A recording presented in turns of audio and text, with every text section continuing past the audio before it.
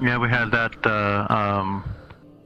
Went to find the lady at the gambling club, and end up finding out that she was kind of part of the resistance.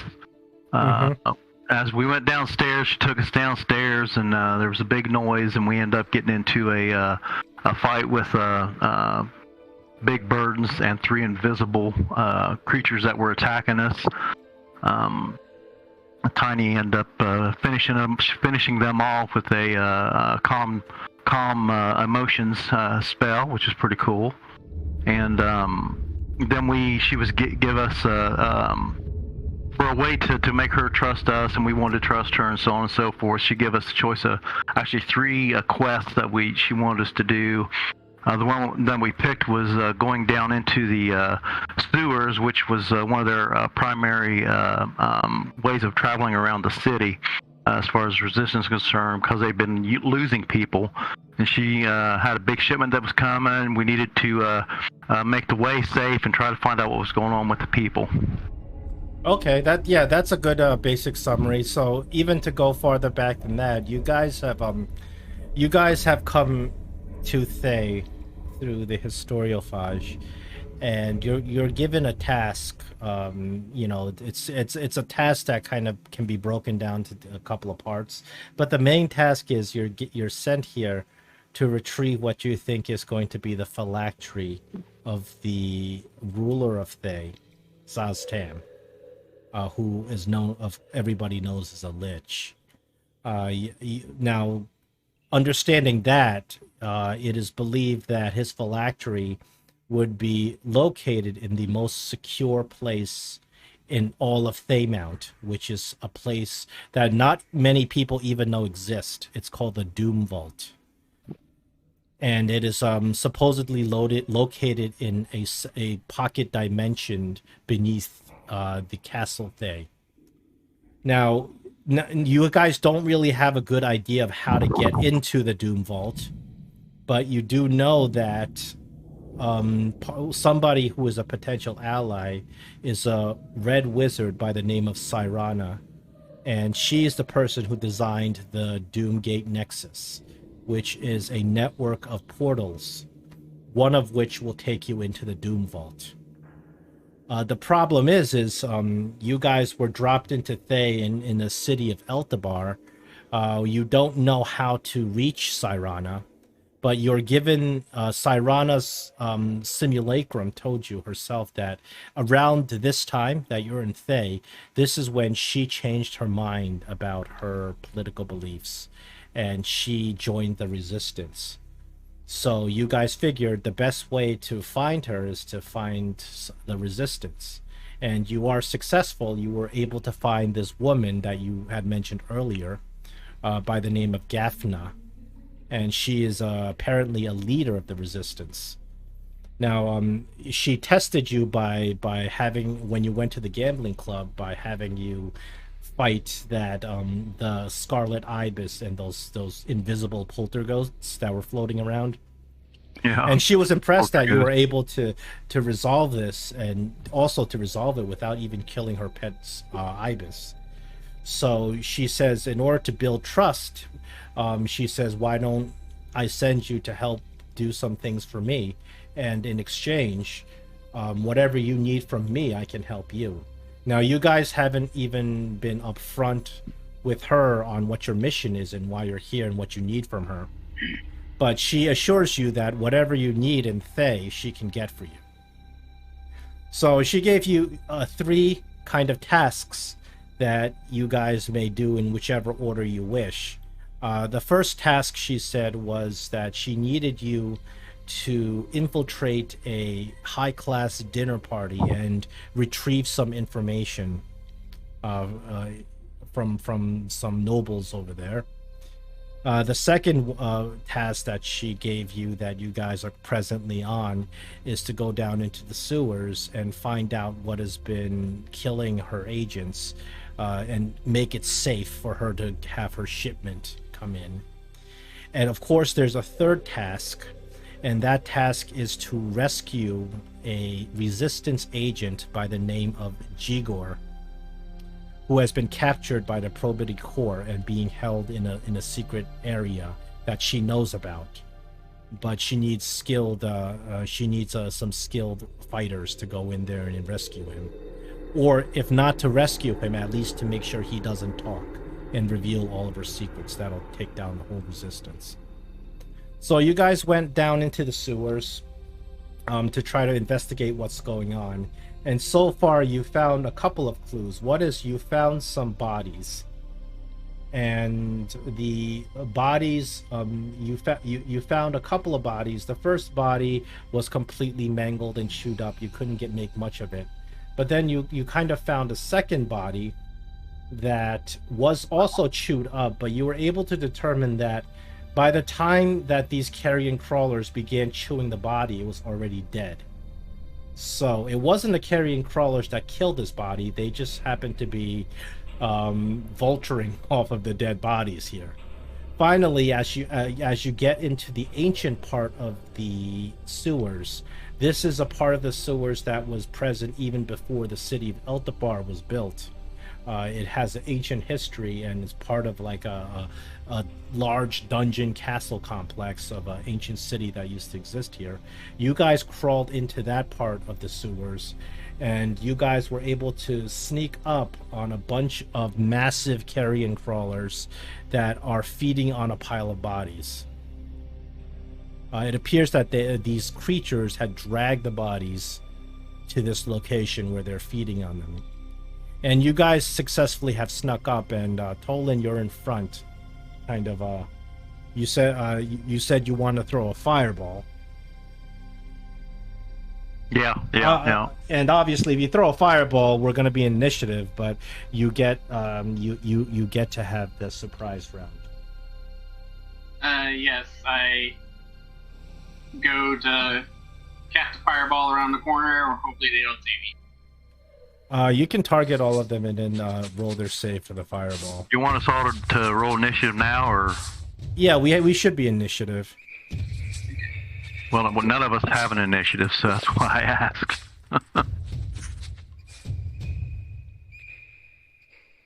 Should I just roll? Yeah. Not as well.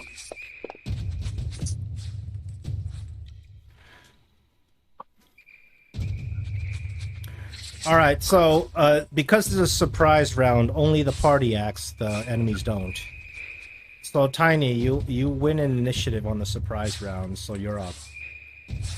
Alright, so they're all grouped together, right? They are. Alright, so Tolan wanted to throw a fireball at them. I think what I'll do...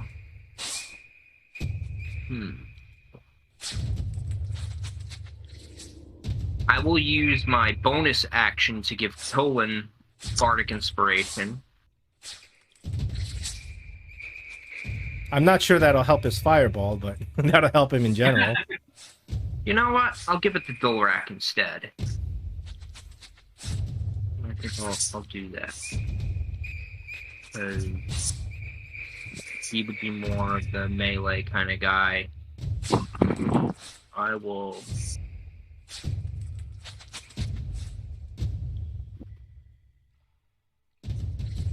That's my bonus action, and then for my main action, I will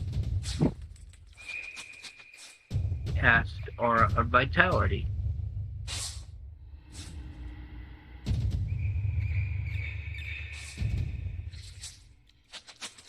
And then I'll end my turn. Okay, Neris, you're up next. Okay, so are we still around the corner, away from the? Yeah, you guys are around the corner. Tolan is a little bit ahead of you, but you're all within range. Obviously, if you want to run within running range, walking up range. Okay, I want to just stick my head around or step around the corner just about a step, and then cast Watcher's Punishment. And then, wherever the nearest creature is. Pick one and pick whichever one you like. There's one carrion crawler that's just especially big. That's the one that has Colossal on it. Okay, I'll go ahead and cast the Watcher's Punishment next to that one. Carrion crawler. What number is that? I don't. It's the one that says Colossal. That one is like a special. It's the one with initiative 13. Yeah, third one. Yeah, I don't see. I gotta widen my combat. But they're all there now. I can see it. Okay. So for number 13, I'm going to go ahead and attack with my Watcher's Punishment. You get advantage on this attack because you have surprise. Okay.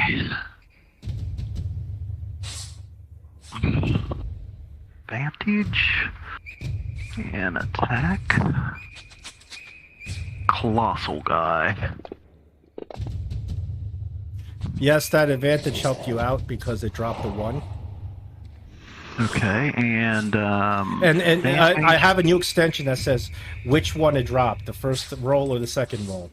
You can see it dropped 1 first. So if you didn't use your, if you didn't have the advantage, you would have rolled a 1. Oh, okay, that's kind of nice. Yeah, that's a big oversight with Fantasy Grounds where it doesn't tell you which roll you did. Damage. And then I will step back around the corner and pass my turn.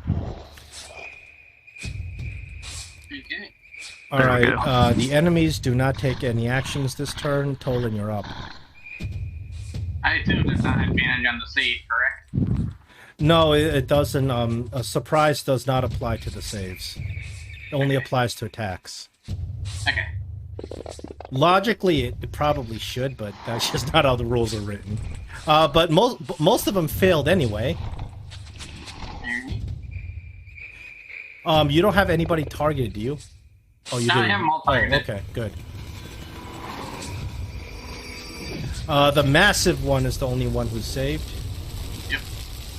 Well, that's unfortunate. Big fireball goes off. They go whoosh, get very bright in the cave. Those bodies are burning to a crisp. And Dink's in here. and then bonus action activate my blade on. And then get ready for combat to come back at us as they try to figure out what's happening. All right, Dolrak, you're up. All right, I'm gonna attack the colossal one. All right, so you run up. You know you do have to run up because you're still around the corner.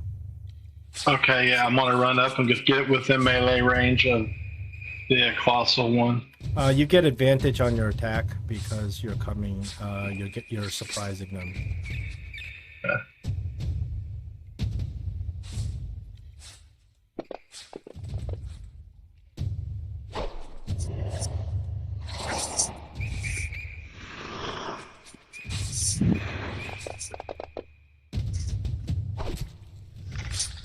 And then I'll attack him again. Is that with advantage only on the first one? I think you can get it for both. It's a surprise round. Mm-hmm. I usually just give you advantage on all your attacks. Makes sense. But it also goes against you too when the enemies attack. Right. If you get surprised by an enemy.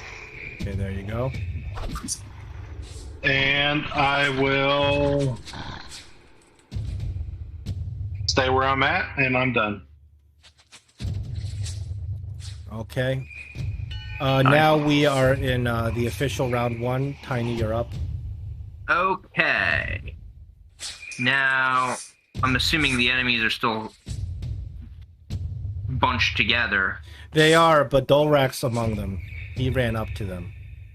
Alright, so a shatter spell would probably not be wise. It's gonna hit Dolrak. When we're doing Theater of the Mind, we just kind of Yeah, so I'm not going to do that. Instead, you know what? I'll just try to pelt the colossal one with a firebolt.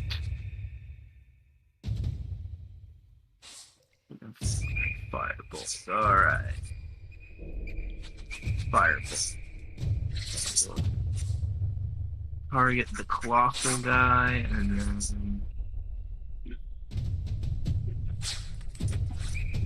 Firebolt.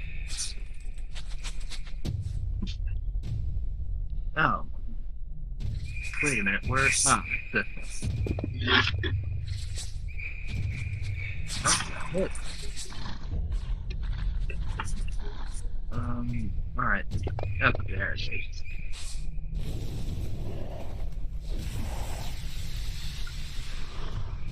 And that'll be the end of my turn. Neris, you're up. Yes, I am going to go ahead and cast Toll the Dead at the biggest carrion crawler I see. He seems to be the most dangerous. Let's see. Appears he succeeded on the save. Wow. Okay, then in that case, as a bonus action, I'll attack him with my Watcher's Punishment. Very wide carrion crawler. Whoa! Well, you did. That was a critical hit. Hey. Take this, you blasted carrion crawler!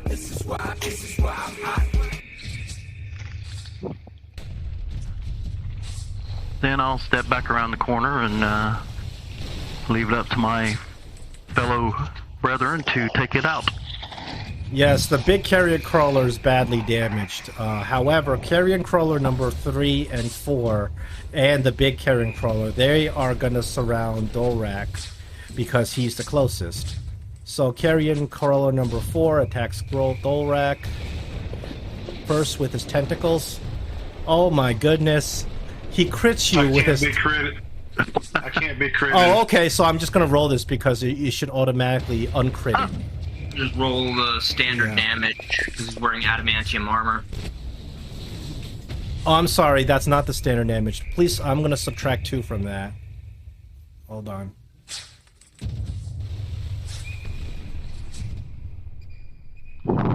Wait a second, something's not computing here. So he hits you, and then after hitting you, first of all, he shouldn't have rolled a crit, but he rolled a crit. Oh no, that's actually resisted. So. I've resisted the poison. Oh. Yeah, the poison should be resisted. So after resisting the poison, you should be taking 4. Okay, that should work. So once you were hit with that, the tentacles try to seep more poison into you. But you successfully throw it off. Do you have advantage on saves against poison effects? Yes. Yes, I believe you do. So that should have given you advantage. Anyway, then after that, he's going to try to bite you. But he misses. Carrion crawler number 3 does the same sequence of events. Runs over, tries to hit you with his tentacle. He misses, and then... my belt of dwarven kind gives me the advantage against poison. Well, just being a dwarf should give you advantage against poison. Resistance, anyway. I don't know about advantage. This says advantage. I mean, just being a dwarf, you get resistance against poisons. Maybe you have advantage against saves against, like, the poison condition or something. Okay, the colossal one is going to come at you. He appears to be a lot bigger, hitting a lot harder. He attacks you with the tentacles. He is going to hit you with his tentacles. But you have resistance on this, so you're going to do 2d4 plus 2 poison damage, and you're going to resist some of that, so it's going to be minimal damage. You get a saving throw against poison, so I'm going to give you advantage on the saving throw against poison. Why is it not giving me advantage? Well, you succeeded anyway. Nice. You're supposed to have advantage on that save, anyway. Well, if you didn't succeed, I would have just rolled it again for advantage. That is the... And then the big one also is going to try to bite you. He does manage to land a bite on you. Unfortunately, the bite is not poison damage, it's piercing. Gets a couple of points of piercing damage, and then it's Tolan's turn. Huh. Alright, Tolan's gonna yell at the guy's back, just keep an eye on behind us, and then I will run up to assist Dolrak a little bit. I'll attack one of the carrions that is attacking him, that's next to him, that's also next to the big clock. And I will do a green flame blade attack against the creature.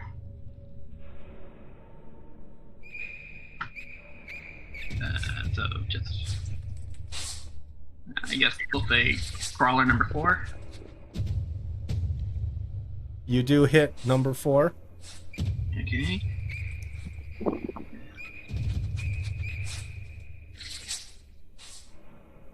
So, number 4 damage.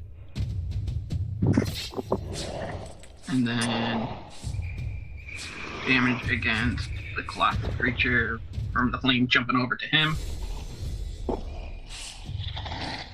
And then I will do a second attack against the little creature I was just attacking. Hit.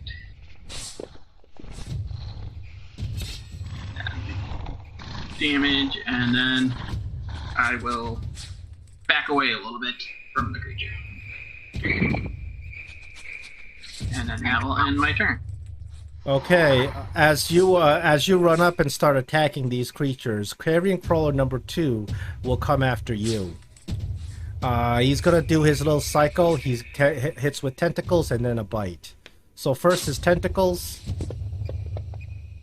he misses, and then his bite also misses. And Dolrak, you're up. Alrighty, I'm going to focus my attack on the colossal crawler.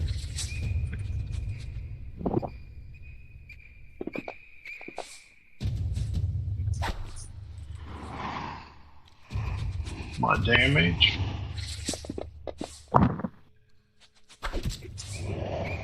It's a good hit. That thing's almost dead.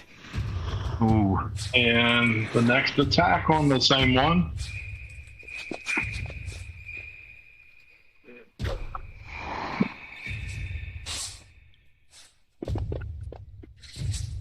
Now it's fully dead.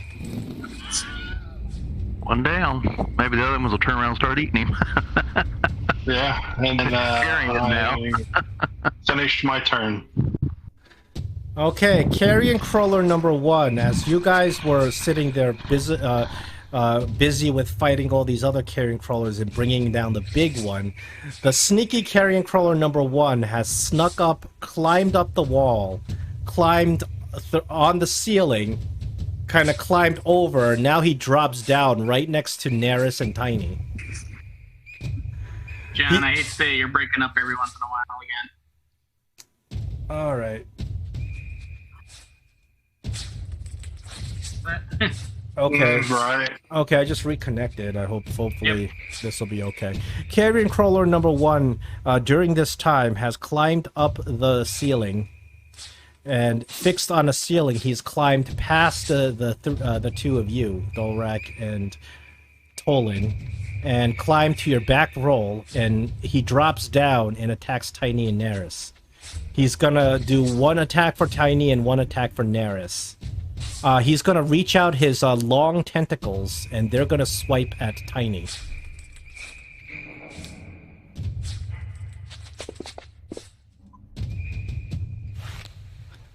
I'm afraid he snags you with his tentacles, Tiny. And tentacles are gonna do a little bit of poison damage.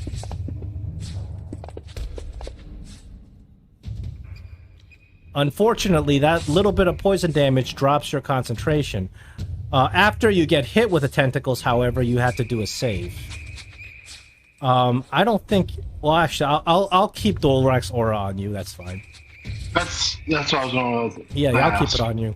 Unfortunately, Tiny, you failed to save, Now you are poisoned with the carrion crawler's poison. It gives you the poison condition and the paralyzed condition. Oh my goodness. Ouch.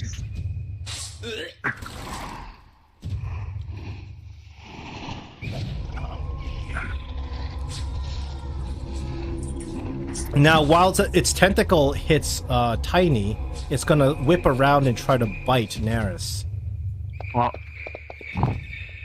But it misses. I don't have to use my shield. Tiny, unfortunately, you are paralyzed. So the only thing you can do is at the end of your turn, you can repeat a saving throw. This is a Constitution saving throw, a DC 13. Okay, so you want me to roll it, or? I can roll it for you, or if you want, I'll roll it for you. How about that? Sure. Yeah, that way the scripts and everything. Oh, I crit. Okay, you save out of it, ending the poison effect. Unfortunately, this is not one of those saves that makes you immune for 24 hours. No, I'm just... But that only could occur at the end of your turn, so that's the end of your turn. Naris, you're up. Am I still paralyzed? Did I break out of the paralyzed condition? Or Both just of those come together. Alright. Okay, well, I see the carrion crawler snuck up on us overhead, and that's carrion crawler number 1. I'll write the one that snuck. There you go. Carrion crawler number. It's the last one on the combat track. Oh, I see it now. Yeah. Okay. So I see what he did to Tiny. I see Tiny's starting to come out of whatever was going on with him. So I look at the carrion crawler and cast a chromatic orb at the disgusting creature.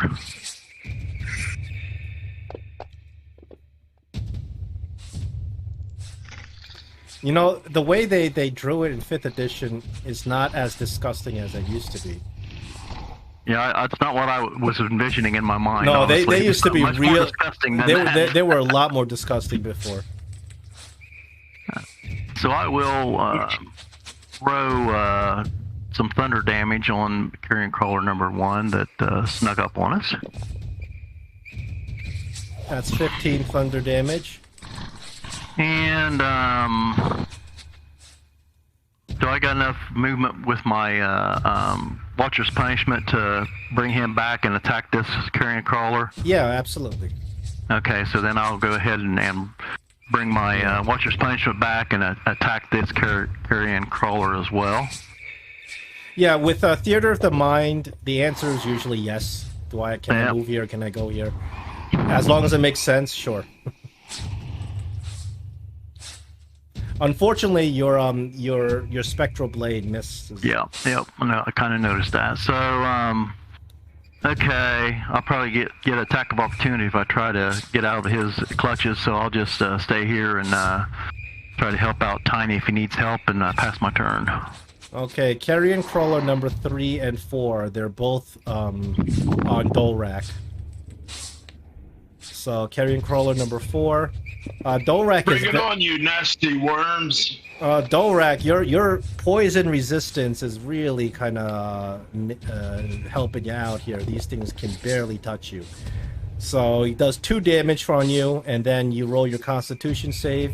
You should have advantage, but if you don't, I will roll a second time if you fail. You succeed, so it doesn't matter. And then he tries to bite you. The bite misses. Carrion crawler number 3 does the same sequence of events.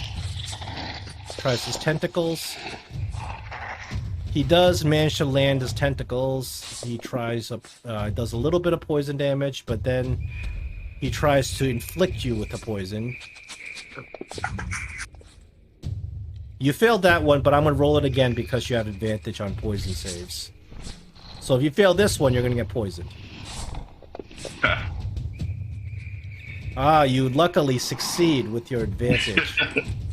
Then he's got his bite, which doesn't connect. Tolan, you're up. You're with carrion crawler number 2. Yep. I am going to attack with Booming Blade against Carrion Crawler number 2.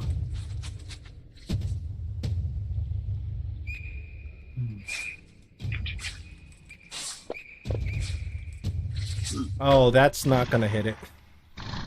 Ouch. That's a 2 on your dice. But because I attacked it, I'm still going to move away from it to the other Carrion Crawler next to my other one that snuck up on the other guys. To help Sure. them out. And do my second attack on that Carrion Crawler. Oh, you will do a critical yeah. hit on the one that snuck up on Tiny.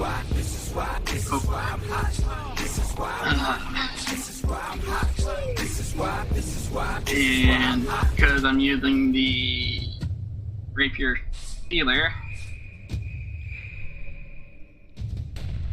Oh, you are using the 9 life stealer? No, I'm not gonna do that. I'm not gonna imbue it with. Well, that. the problem is you rolled the Is it- attack with the Rapier 9 life stealer. So have to use it? you're Okay. gonna have to waste another charge on it. That Carrion Crawler's entire soul gets sucked into your rapier. It dies instantly. It is gone. So don't even bother rolling any damage for it. Okay. It's gone. Anything under 100 hit points, it will instantly kill. That thing is gone. Wow. So Unfortunately, if you hit with that weapon, you use a charge on that weapon. and then I will turn around. You have and 9 take a- charges, and you've used 3 of them. Yep. And I am taking a defensive position between the other Carrion Crawlers and my 2 other compatriots, and move that way. Okay, Dolrak. Okay. I'm going to. So I believe I'm right there between 3 and 4. Yeah, they're both Oh, attacking you. I'm gonna take my first attack on number 4.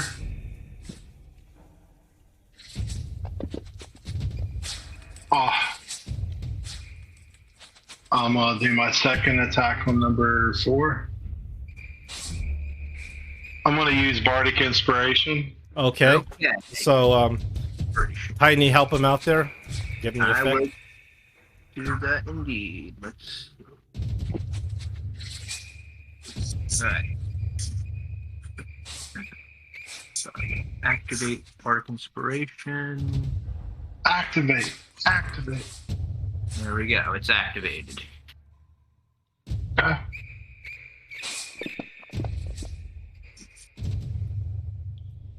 Oh, it looks like you really needed that Bardic Inspiration. Yeah, I did. That put you over the top. You hit it. And he's dying. And That ended it. and that was the end of my turn. All right. There's that one that was attacking Tolan, but because Tolan kind of moved away and now you're closer to it, it's going to turn around and begins attacking you. Excuse me. So did Tolan kill? He didn't kill Carrion Crawler number 1. No, he did kill Carrion Crawler number 1. Oh, I didn't show up on the just still No, says I one changed. did one. I changed the name of it. Oh, okay. Look up on Tiny. That's what he wrote. But Okay. Tolan killed that one. It misses Dolrak, and it tries to bite, which also misses Dolrak. Yeah, Dolrak Good. definitely is it's good to for him tanking these Carrion Crawlers. It's hard to poison him. Yeah. Okay. So it's And my AC is 20. alright, so what is left? Alright, so there's 3 and there's 2. 2 is the one that's messing with Tolan, right? No, now they both turned around and started attacking Dolrak because Tolan moved away.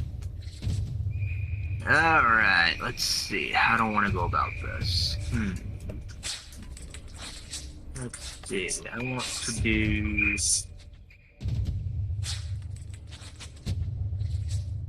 Now, are they flanking Dolrak or are they. Sure, they are, but I'm not. I don't calculate flanking anyway, so. Right. Alright. What do you do? They would probably, if you think about it, they probably spread out to be equidistant. so Dolrak can't run away from them. So they want to surround him. So if there's 2 of them, they'd be flanking him. Okay, so what I'm going to do is... And there's a reason I don't use flanking 5th edition, because in previous D&D, flanking is a +2 to your attack bonus. In 5th edition, +2 is probably too much to add for flanking. Flanking is just... Yeah, advantage is way too much to add for flanking. It's going to encourage people to do-si-do throughout the map. It's just too much. So, what the most reasonable thing in 5th edition is to add a +1 for flanking. A +1 attack bonus is so nonsense, it's not worth tracking. So that's why I don't do flanking. Alright, I'm going to target number 3. And I'm going to try to pelt him with a firebolt.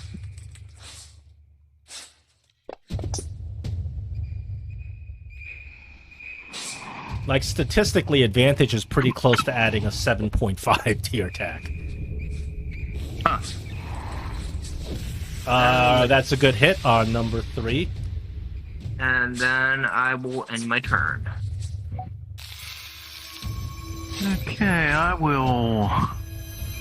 Seeing that Tiny is attacking the caller number 3, as we call it, I'll go ahead and cast Chill Touch on the same one.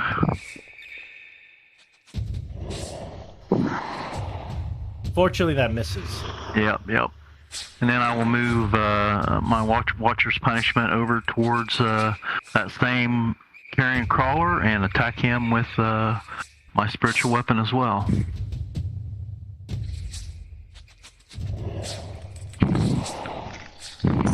The hit.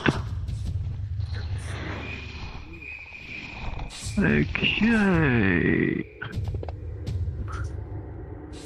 Oh, carrion crawler number 3 is nearly dead. Oh. Okay, I'll just duck around the corner a little bit and pass my turn.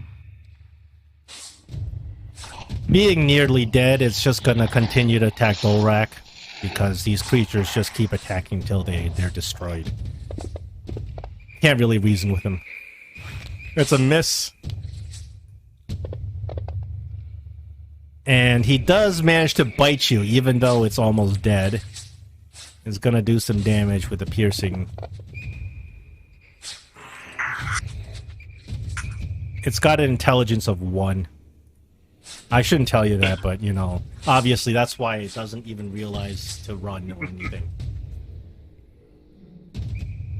Colin, realizing I'm using too strong of a weapon, he's gonna swap to his other rapier. But he'll run up to carrion crawler number 2 and do a green flame blade attack on it. Or a green flame blade attack on carrion crawler number 2.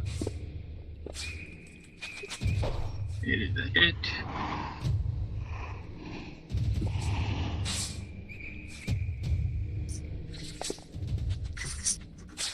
And then green flames will be jumping from that creature to the other one. And that killed the other one. And then that will end my turn. Dolrak, there's I totally forgot I had a second attack. Oh, okay. Go ahead. Yeah, I do have a second attack. Not really gonna jump too much after. Yeah. That was it. Alright. Now I'm done. Dolrak, your turn. Dolrak, there's one left. Okay. I'm going to run. Well, I guess I'm going to run up to it. You're already up to it. It's been attacking you. Well, I just wanted to add some ads. Exactly. No, the description is important. Yes, there we go. And then I critted it. Because the whole point of Theater of the Mind is to have this in your head. So the description is super important. Can I throw my shield to the ground and grab my weapon with 2 hands and hit it with 2 hands? Well, normally you're supposed to say you're doing that before you roll the attack, but sure, go ahead. Okay. Well, I grab my I shield, think you're going to kill it either way. Ground. Oh yeah, you chop the thing in half. As this green Icarus blood just seeps out onto the ground. You finally got rid of these things.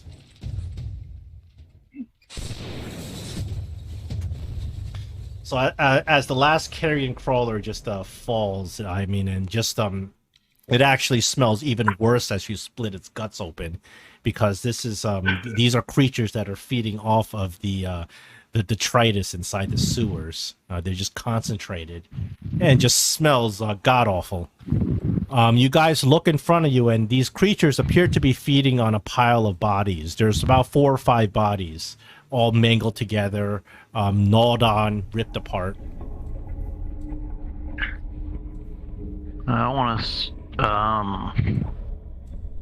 first of all look around on the ground and see if there's any maybe kind of identifying badges, amulets, pouches, or anything just laying on the ground around where the bodies are, or even where the carrion crawlers are. Well, naturally, the resistance fighters would not be carrying badges or anything to identify themselves. But what you do find is that these bodies have strips of clothing that seem to be parts of leather armor.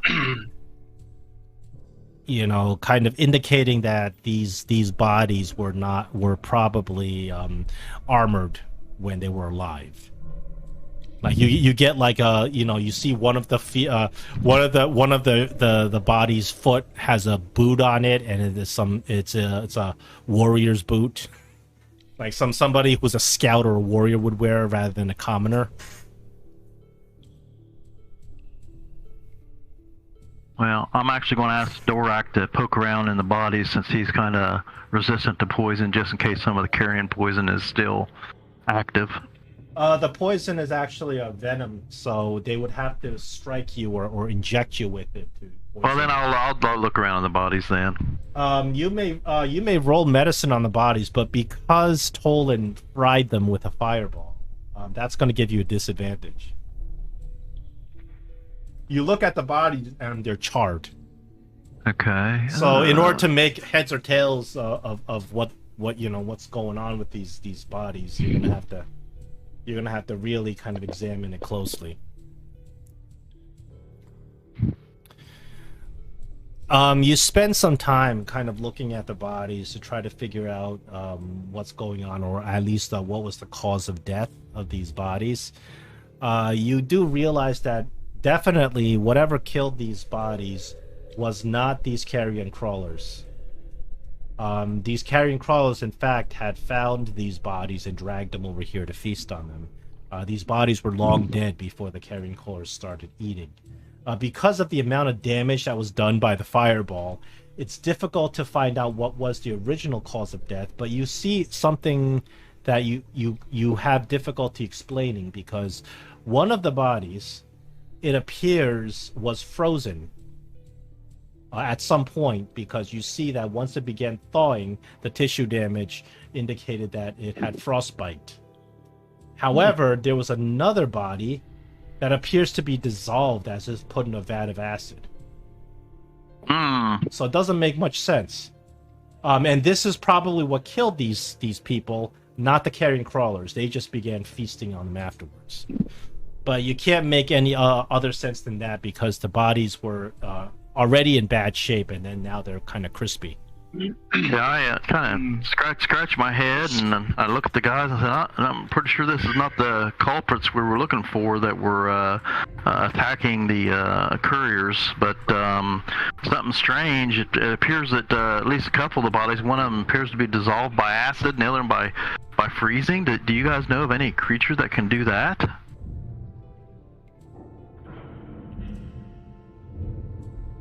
And don't all answer at once.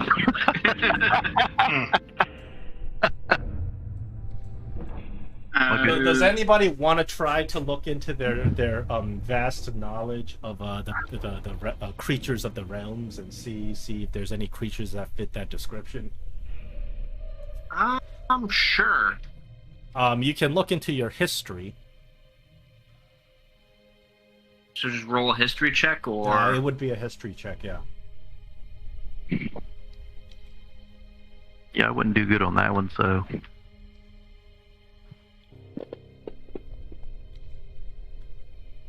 Tiny, you know that there are many monsters that do acid damage, oozes, slimes, etc. And likewise, there are many monsters that have cold damage. You know, like a frost, like a ice elemental, or any monster who has cold magic. You know of no creature that does both acid and cold damage. okay, so Tiny Marble Cakes will deduce that there's multiple types of monsters in here that do acid and cold. Yes, that's a possibility. Or there's some creature you've never heard of that does both acid and cold. So Tiny will just, hearing what Neris told everybody else, she's just gonna be like, There must be more things down here, meow meow. Awful things, meow meow. Fair enough, fair enough. I would look around to see, like, where the possible bodies were possibly dragged from, or they just dragged through the sludge. Good idea. You look as you look around, you see that some of the bodies were dragged from the parts of the sewers you guys had already been. In fact, this is the drag marks is what led you to this place.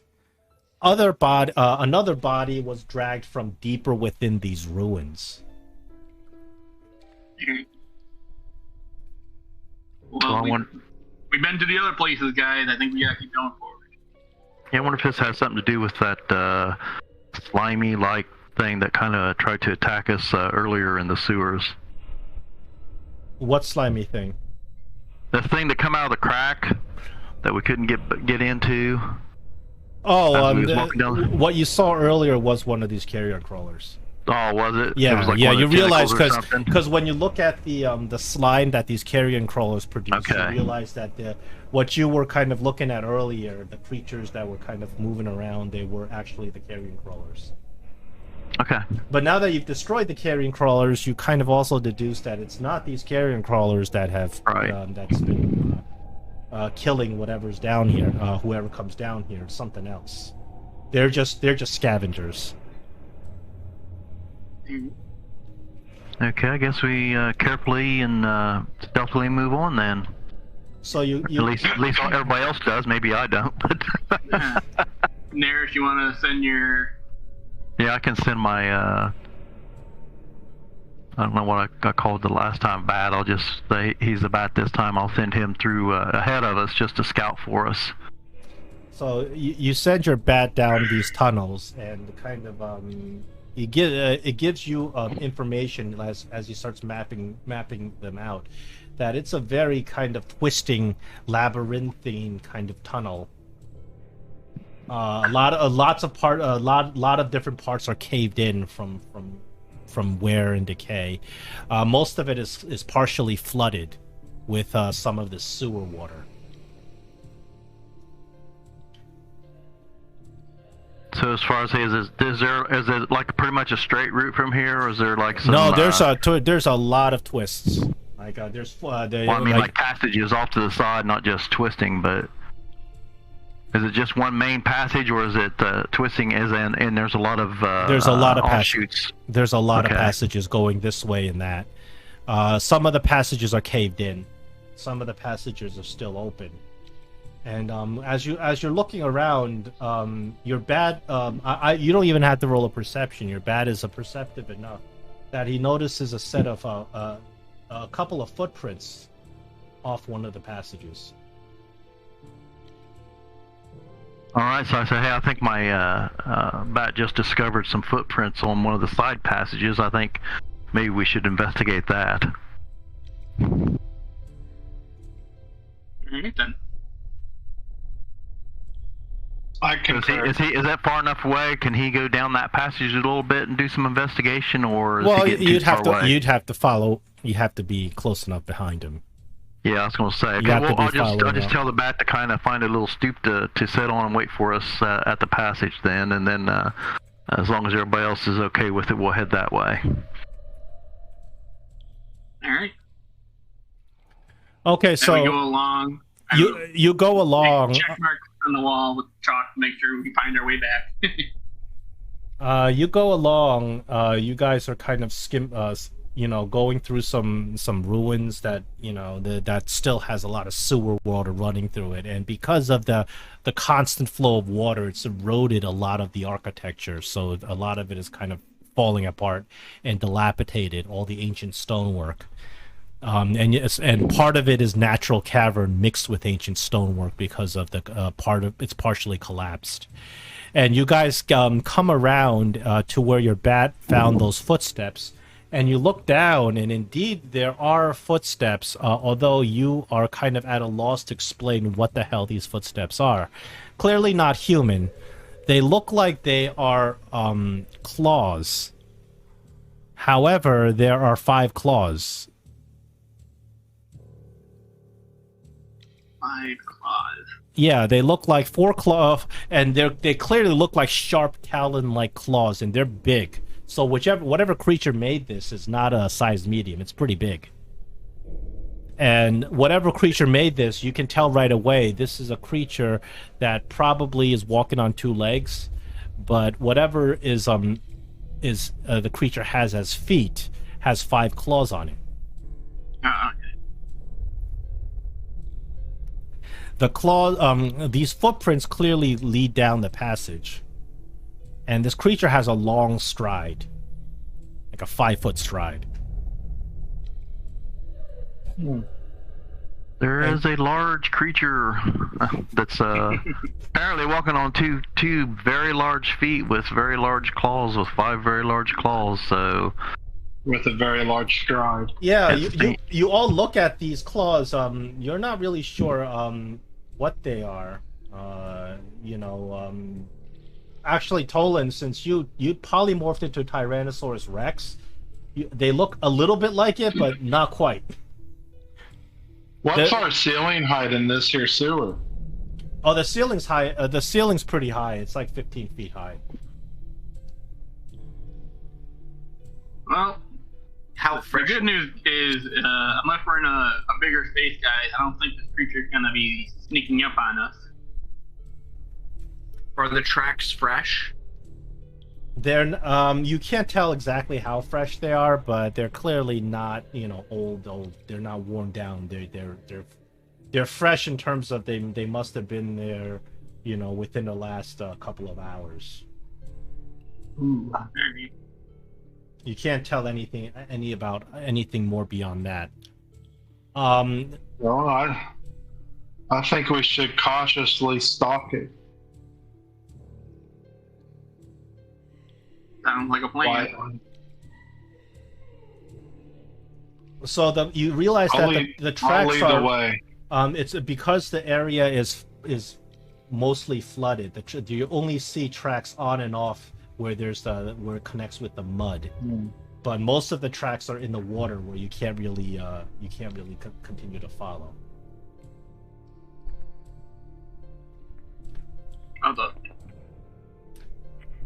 So you guys follow the track along, and then eventually you come up. You see a big lump sticking out of the water. That's where the tracks are leading you.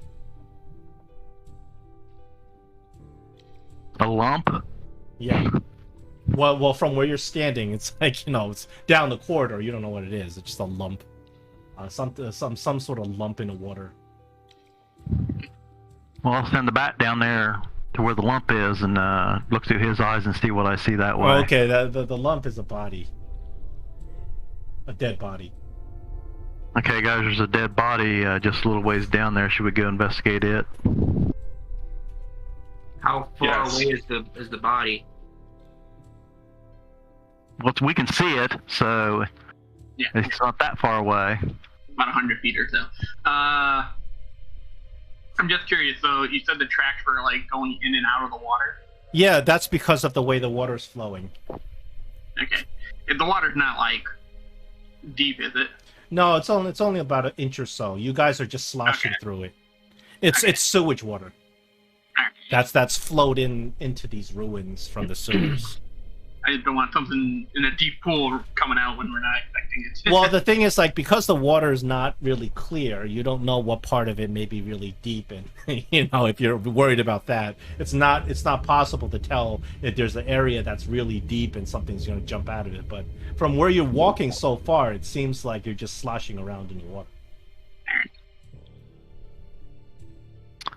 Let's go. Who wants to investigate approach these- this body? That's definitely not a trap. Definitely not a trap. Golem will go ahead and get closer to this body, keeping an eye As an on everything. out-of-combat action, I'm gonna drink a hill giant strength potion, Well, how long does that last? like a whole day. Oh, okay. Okay. You're good. Is there an effect you can put on yourself? That'll. I don't know, because it's not letting me load in the book to read it. It says that the D&D Dungeon Master's Guide needs to be activated. Oh, that's weird. Okay. Let me see. Let me see if I have an effect that can do this for you. There should be an effect that does it. But I have it where I can just should be able to push it right on. Yeah. It's in spells, potion of hill giant. Yeah. Yeah, that's what I was getting yeah. at. Yeah, I got it. Okay, do you have it applied to yourself? Yeah. Let me see. No, you have to change the script. The script tells you. Okay, so 21 minus your current strength. Your current strength is 16. Wait, so this is confusing. What is this math? Minus What is this math that's asking me to do? X equals 21. Yeah, it's written that way because it expects you to change the script. Gotcha. What is your new strength? It I mean- says 16. How many points of strength should it add to you? It should add 3, right? Because it should put your... Oh, no, to 21. Yeah, it should add 5. Okay, hold on. Then let me change that for you. So what it's going to do is that STRMNM, that number should be 5, and then you get rid of this part in the back. That part in the... There we go. Now it's good. Now it puts your strength at 21. Check your character sheet. It should reflect that. It's 21 and green. There you go. Nice. Okay. All right, so Dolrak chugs a potion and his muscles start bristling. You're that worried, Dolrak? And I bravely, slowly creep up on this. You go up to the body and it's lying face down. It appears that this body is a female wearing studded leather armor. The body still has 2 daggers in his belt. You can see from behind that it's got a belt and there's two mundane looking daggers. They appear to be throwing daggers. I'll investigate the body, see if there's anything else, or anything I can identify, like how fresh this body is dead and everything. So That's what I was saying, how roll fresh is it? you roll the body over. This body is pretty fresh. Probably killed within the last day or 2. Okay. But the body's badly destroyed. The face is smashed to bits. It's a gruesome scene. Something with a lot of strength smashed it up. Anything else you want to do with the body? You check for belongings and stuff, and you actually you find rolled up in a little parchment, and you find on the parchment there is a wax seal. And the wax seal has a Gaffna symbol on it, so you realize that whoever this person is was probably delivering a letter to Gaffna or from Gaffna. So probably one of the agents Gaffna was worried about, and clearly very dead and died a very gruesome death. I'll open up the letter. You open up the letter, and the letter is written in this kind of a cipher script. But you can kind of at least decipher part of it, because the cipher isn't very difficult to break, because it just replaces one letter for another letter, and it's a letter to Gaffna, and the letter reads, Gaffna, your shipment of barrels is arriving on time. It says, I expect payment of 25,000 gold. Once it is delivered, it will come through the sewers, through the usual route. Mm-hmm. So Gaffna did tell you just... that she had a shipment of something. She's looking for she's planning something, and she has a shipment that's going to come through the sewers. But due to whatever's in the sewers, that's been killing her agents. So clearly, this is Gaffna's agent that you found. Okay. All right. I'll also take the daggers on hand and look around, see if any possible creature's gonna jump out. And I yell back at the guy. I think it's clear. No creatures jump out. And I say, Tiny, you want these? And I hand him the daggers. Yeah, they're a pair of well-made daggers, but they're not like special or anything like that. They're not magical. I didn't feel any arcane magic off of them. So, anyways, and then I think we look at to where to go from here next.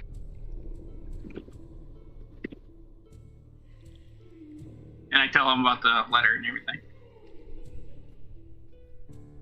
So this passage just continues in the same direction? Yes. This passage Well, continues in the same, and this is where the footprints were kind of going.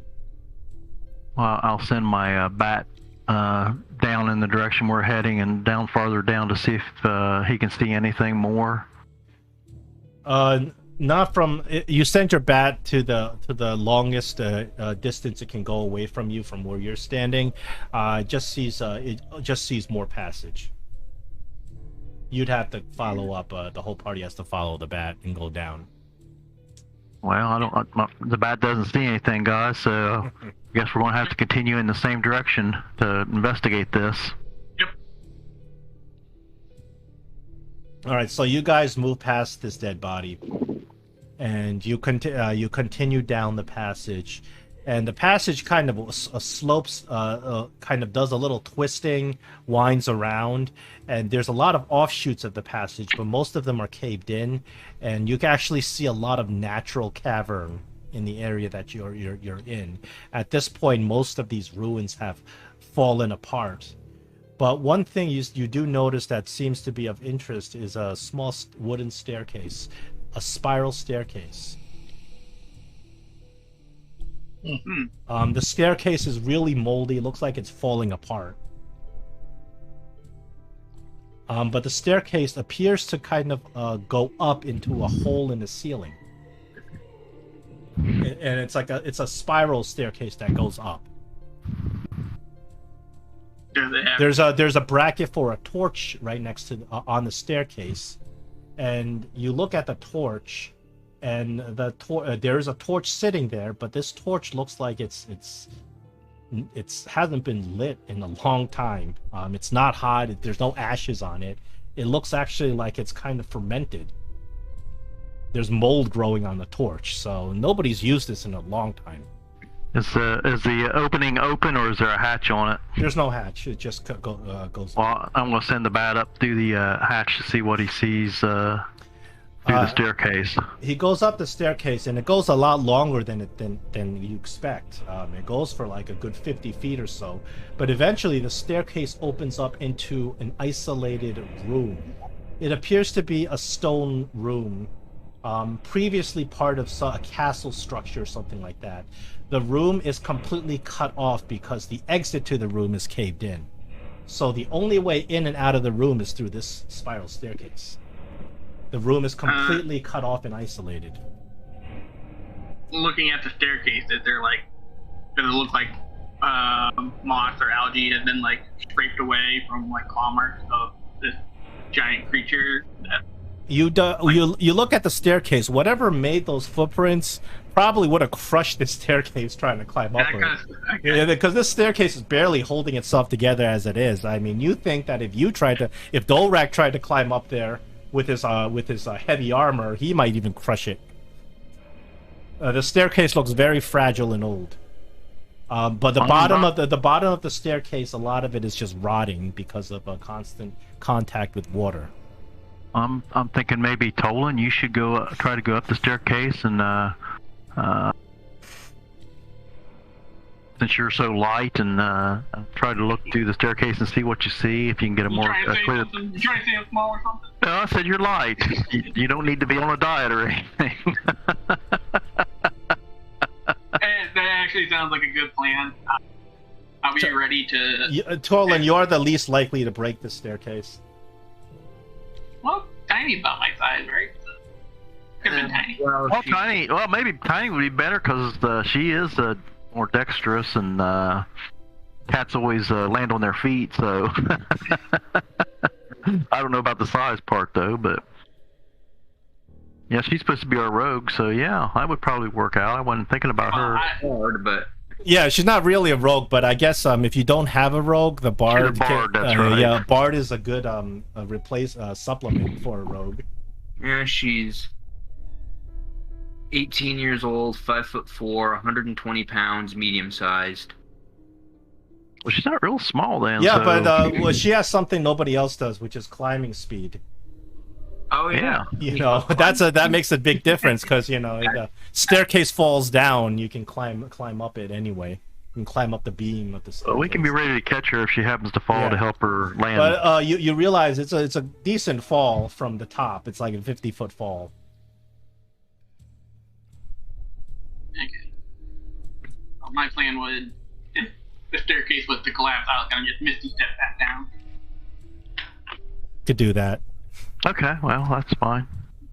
But Do you have boots of feather falling? I do not. I got jumping boots. So anyway, Tolan will brave it. He's willing to go. I am just worried that in like a hand-to-hand situation, Tiny may not do it all. I will ascend the staircase. All right, Tolan, you slowly ascend the staircase. Remarkably, the staircase is pretty firm. It didn't look that way when you first looked at it, but as you walk up it seems pretty solid. And you take your time and slowly climb up the staircase, and you finally get into that room at the top of the staircase that Neris told you about. It smells really old and musty. Smells like a crypt. You actually smell like old, ancient, dead kind of smell, like you would smell in somebody's tomb. You look around; it's completely dark up there. You can only see barely a little bit with your dark vision. You see that there are a bunch of bookcases, and there's a whole bunch of the bookcases are stocked with every bookcase is stocked with a whole bunch of tomes. You look at the tomes; they look to be ruined from a constant exposure to the moisture. However, in the middle of this room, there's a desk. There's a figure slouched over the desk.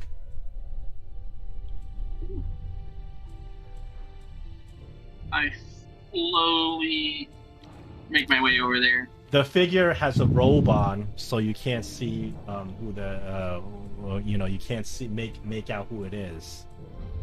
And clearly, this figure appears to be humanoid, sitting at the desk, slouched over. Looks like he has his he's hugging himself and has his head down. Do I hear it breathing, or is it just You like stare at it for a good 20 seconds, not breathing. I poke it with my rapier? You poke it with your rapier, and the arm falls off. You look down. It's a corpse arm. It's a skeletal. It's an ancient. It looks almost mummified. And then as you get closer, you notice the robes that this figure is wearing. They are beautiful, elaborate, intricate red robes that are emanating magic. Ooh. Yes. I will grab the robe. Well, the robe is then- on the figure, so you... Yeah. Yeah, so you grab the robe and all the bones just fall out, plop on the ground. And the hands were clutching what appears to be a book. And because the hands were clutching it so firmly, the book actually is is better preserved than all the other books in this area. Also, you look at the desk and you notice a whole bunch of vials on the desk and a whole bunch of alchemical ingredients that are kind of rotten and old. So they're useless. But you see a bunch of vials as well that are covered with dust and mold. I investigate the book. You take the book, and in order to open it, you have to break this this poor fool's death grip on it, and you have to break open the finger bones because it's just holding like a death grip. And the book itself, you open it up, and it is a book on dragons. It is a book. It is a book published by the Red Wizards of Thay upon the treaties of dragon and dragonkind. And you start flipping just a couple of pages. This book is fairly well preserved, but some of it is already destroyed by mold. You realize that the book is an intricate description of all different types of dragons across the realms of Faerun. However, you also notice that the owner of this book has written a lot of stuff in the margins. So did Tolan tell us that the He's upstairs. staircase was? I know, but I mean, did he yell down and say the staircase was solid or whatever? So I'm not sure. You guys just saw him disappear. in any case, I just want to go up there with him. Well, all right. The staircase is actually firm. Only Tony. I mean, we didn't see it. We didn't see it shake or anything as he was going up. So It's All right. So the rest of you can follow Tolan. Looking in the book, I will look at the book and So the look book for has anything that- invaluable knowledge on dragons. I mean, this is the kind of book that belongs in like the grand I will- library, in some grand library. It has the amount of information on dragons that you would find in the monster manual. All different types of dragons, different ages of dragons, their life cycle from young dragons, infant dragons, all the way to ancient dragons, different types of colors of dragons, their alignments, their preferred places of habitation. Big, extensive knowledge on dragons. To just show their As a matter of weaknesses fact, and their there's so strengths. much knowledge, I should probably make an item for you and say that in the future, this book will give you additional bonuses to do checks on dragons because it's so valuable. is there anything in there about a dragon that can shoot cold and? Well, you guys would have to spend some time to sit there and just open it up and read. Well, I'll that. cast light, so there'll be more light in this room. So as you cast light, you look around, and this room is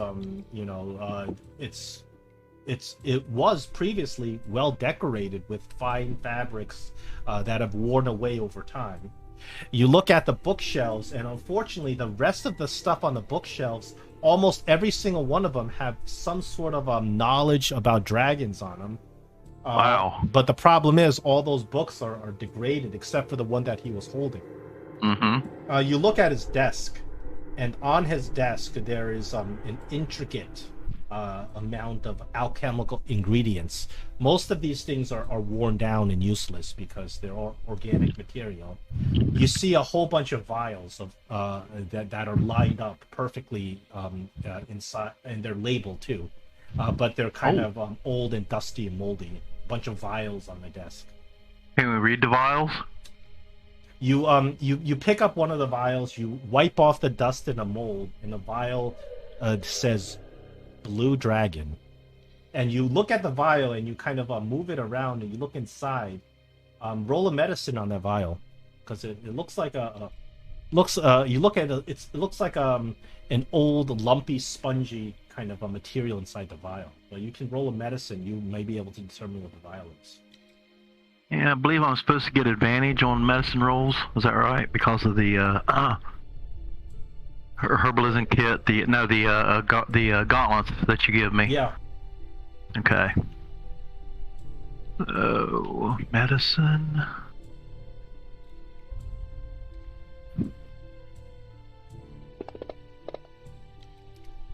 So you take a sample from this vial and you take out your own little herbalism kit to kind of mix it around with the vials with the sample to determine what it is, because just looking at it looks like dirt. But with the samples and your reagents that you mix with it and your solvents, you realize that this vial, this dirt is blood. It's just very, very old. So the blood looks like it's dirt. But these are vials of blood. And you pick up the other vials and you wipe them off, and they say things like red dragon, white dragon, bronze dragon. So this is a collection of dragon blood. You don't know, it's pretty extensive collection of dragon blood. Just about every type of dragon is represented in these vials. Unfortunately, this blood is so old that it's worthless. Well, good as that.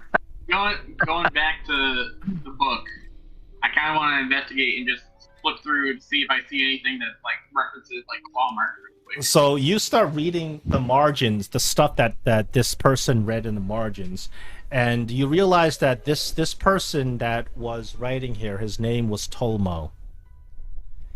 And you start reading, he actually puts like small little journal type entries inside the margins. You start reading from the beginning, and from the beginning, he talks about, he writes things like, oh, the beauty of these dragons, the true power that they contain, the innate magic and the primal essence of dragons. It is the true source of power in this world. It was there before this world, and it will be there after this world. So you read, and this guy's a big fan of dragons. Then you continue to read, and you read, it says something very interesting. It says, my master, what is this guy's master's name? I have it here. My master, Samus Kull, says that I am wasting my time in learning about learning about dragons, and I should be putting my studies into transmutation magic. However, what he fails to see is that transmutation magic is based on the essence of the draconic force. And then you kind of flip around, and there's more annotations about how much he loves dragons. And then there's one part you find very interesting, and it says, I don't know who assassinated Samus Kull. He says, but I know that Zaz Tam will turn him into a lich. He says Zaz is wrong about the forces of undead being the ultimate power of control. Undead, he says, the forces of necromancy ultimately must obey its master. It is only through the forces of the draconic that you can realize your true self. So he gets very philosophical and argumentative about the nature of magic. And then as you start flipping later on, you realize that his writing gets a little hurried and scribbled and starts making less and less sense. And he says, I believe I have unlocked the secret of obtaining true draconic essence. He says, we were not born dragons, but one day we can all become dragons. And then you see he's like, my research continues. He says, I've been taking money without, I've been taking a lot of gold without notice from the circle of 8, which are the Zolkirs of the Red Wizards. He says, they have not noticed all the money I've taken to obtain these samples. He says, now my experiments can begin. And then you start flipping more and more, and you start realizing this guy's losing his mind in his obsession with dragons. And you notice that he writes, he says, my first experimentation with obtaining true draconic transmutation has failed. He says, but it has taught me a great lesson. He says, it is the blood of the dragons that drives the true force of draconic energy. He says, if I can obtain the correct mixture of blood, I can infuse it with my own and alter my essence to reflect true draconic power. And then you see, you see, broke up on that last part. Oh, he says, if I can obtain the correct combination of draconic blood and infuse it with my own, I can ascend to true draconic power. So this is real crazy talk that he starts writing. And and then you see him. He actually in some of the entries about specific dragons, he talks about like, for instance, the chapter about blue dragons. He makes a little annotation. He says the blue dragon Excelsalar was a great challenge, but he finally went down when I threw enough adventurers at him. Now you're breaking up a lot right now.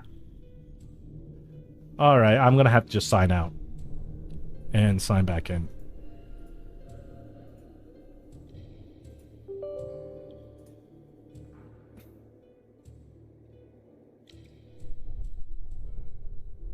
I'm breaking up like this? Yeah, always been the only one. I think it has something to do with the game, because whenever he gets like really excited and talks quickly, that's when it starts to peak and cut them off. Yeah, but it has something to do with Discord, because when I turn Discord off and sign back in, it seems to fix the problem for a short period of time. So, at what part did I start breaking up and you couldn't hear me? Well, kind of about around where you was talking about the blue dragon. Oh, yes. So in the chapter about the blue dragon, he recounts. He says, when I was taking down Excelsalar, the blue dragon, he says he proved to be a very tough challenge, but when I threw enough adventurers at him, he finally went down. I satisfied the adventurers with the dragon's hoard, because the gold is of no use to me. He says what I wanted is Excelsalar's flesh and blood. And you see a couple of entries like that where he talks about specific dragons that he seems to have found some way to defeat, and he would extract their blood or their flesh or something like that. There is a passage about green dragons, and he wrote, yes, when I took down the green dragon Venom Fang, he was a very young dragon, and his scales were very supple. He says, I decided I could make a great armor out of his scales. He says, I've hidden it in the usual spot. And then you flip as far as you can, and the very last entry that he wrote in the margins, he says, my failures come back to haunt me. He says, my experiments in true dragon flesh transmutation, he says, they are thwarted by my failures. My failures, every night I hear it thundering through the sewers. It will find me one day. And that's the last entry that he wrote. So we're up against some type of dragon transmutation or something that he's created through his experimentation, would be my guess. Dragon Chimera. Oh boy. Well, as we're pondering what our next step, I'll take 10 minutes to identify what the cloak is all about. What the what? The cloak. The magical cloak. You realize right away the cloak that the robes that he's wearing are the robes of a red wizard of Thay. They are in pristine condition because they're magically enchanted. They add a lot of special powers. Here we go. I will...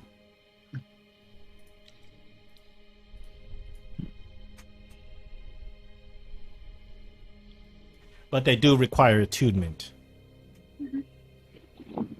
I'm gonna walk around this room and see if I can't find that armor or scales hidden somewhere. Where are you gonna look? You look around. You're kind of in an enclosed room. It's about 30 feet, sort of semicircular.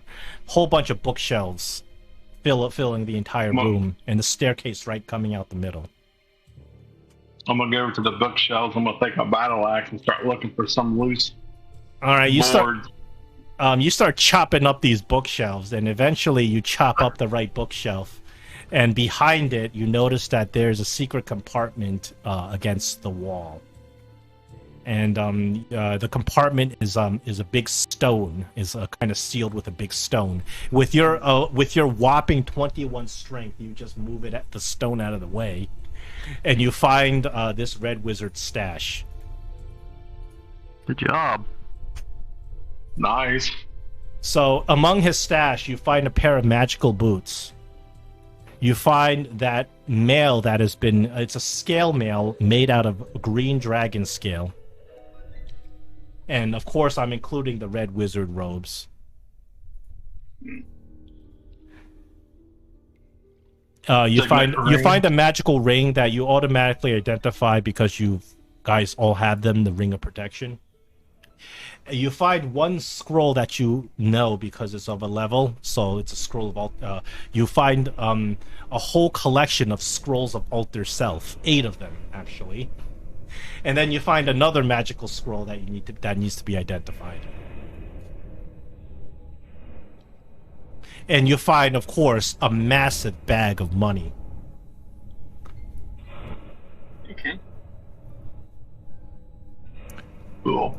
You said 8 scrolls of Alter Self? There are 8 scrolls of Alter Self.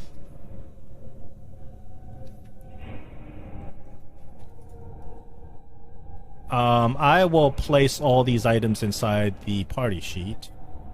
Okay. Including all the money. There you go.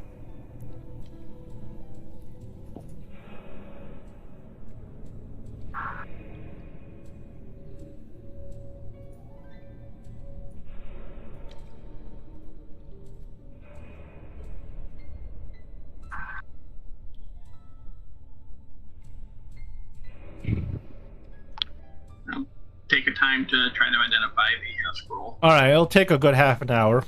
You have 3 things to identify. You take your time and you identify these things. I've identified them for you in the party sheet. So you identify the magical boots as boots of false tracks. While wearing these boots, you can choose to have them leave tracks like those of another kind of humanoid of your size.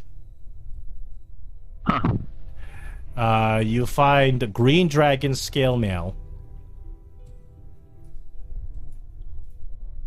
This is a powerful dragon mail. It does require attunement, but with this mail, you can... it's a +1 mail, first of all, and it gives you advantage on saving throws against Dragon's Frightful Presence and Dragon's Breath weapons. Ooh. And you have resistance to the type of damage that this dragon represents, which is acid.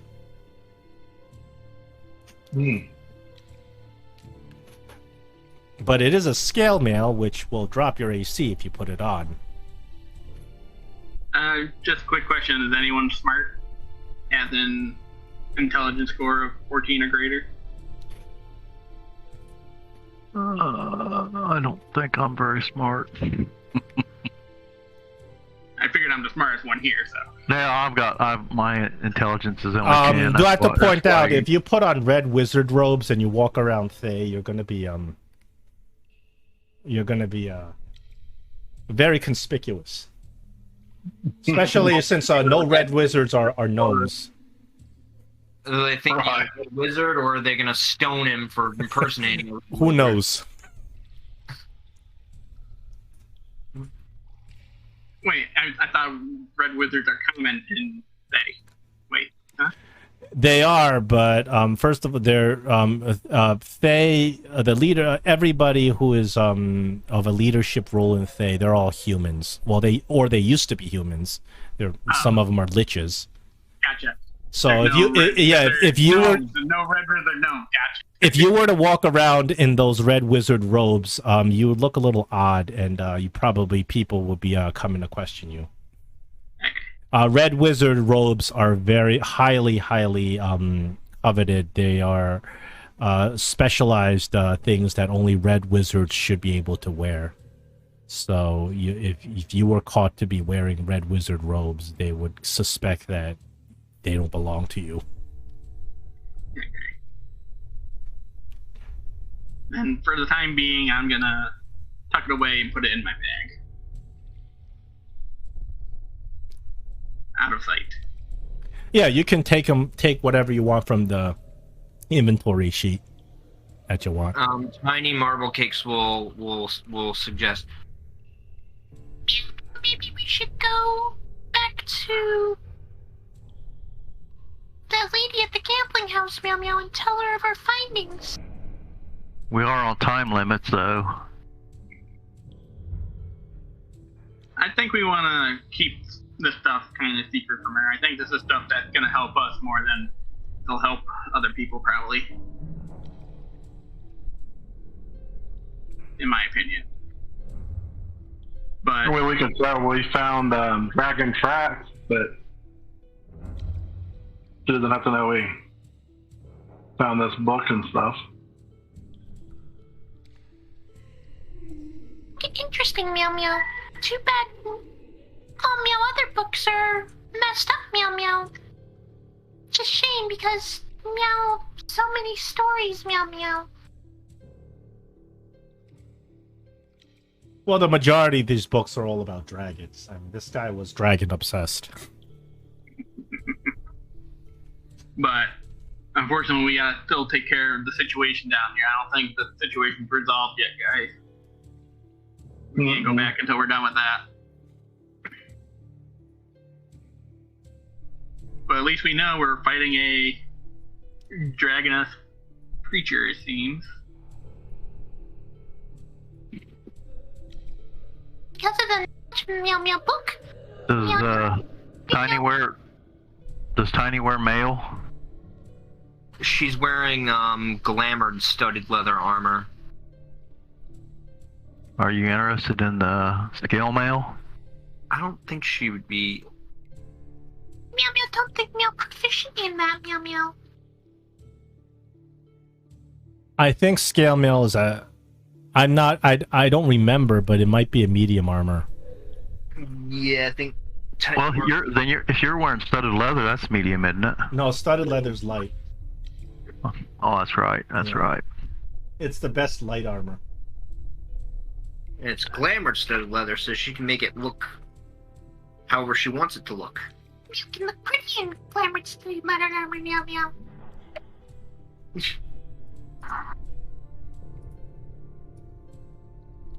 Skill mail. So as you guys are kind of sitting around contemplating what to do, you hear somewhere from below some footsteps.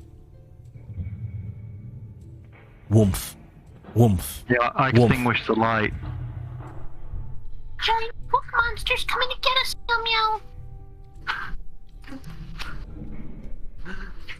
We go and peek down the stairs to see if we see this creature. I'll just send the bat to fly up by the. The bat does have a limited range, so as the bat flies down, in its limited range, it sees a whole bunch of footprints around that staircase you guys climbed up, but it doesn't see any creature. Is it invisible? You don't know. Do I see any? There's a. Yeah, the bat's got. Blind sight.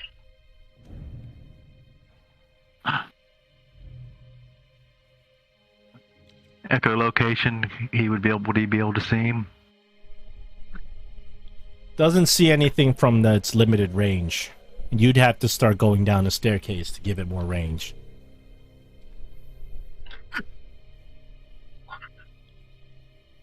I think it can go, what, like 30 feet or 60 feet away from you? 100 feet. I don't remember what the familiar range is, but from the range, from whatever range it has, it's not seeing much.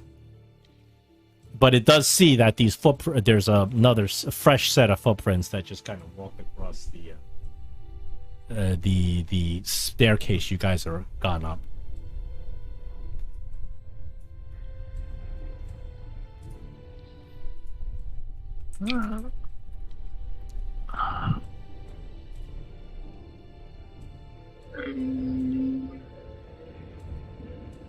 Yeah, it is 100 feet. Yeah. Yeah, I was looking that up. Is it still? Can we still hear the footsteps? Is it still moving? You don't hear it now. You heard it. You just heard it momentarily a few seconds ago. That's when you sent your bat. But by the time your bat got down there, there's nothing there but a set of footsteps. I'm trying to remember. Is the staircase like wide open? Can we like see like the area around the staircase? It's not wide open. It's in a narrow corridor. Okay, narrow corridor. So your bat can't see around corners, and the footprints just kind of pass by the staircase. Okay. So it's not like I could throw something off over the railing type of deal. Gotcha. Okay. No, somebody's gonna have to go down there.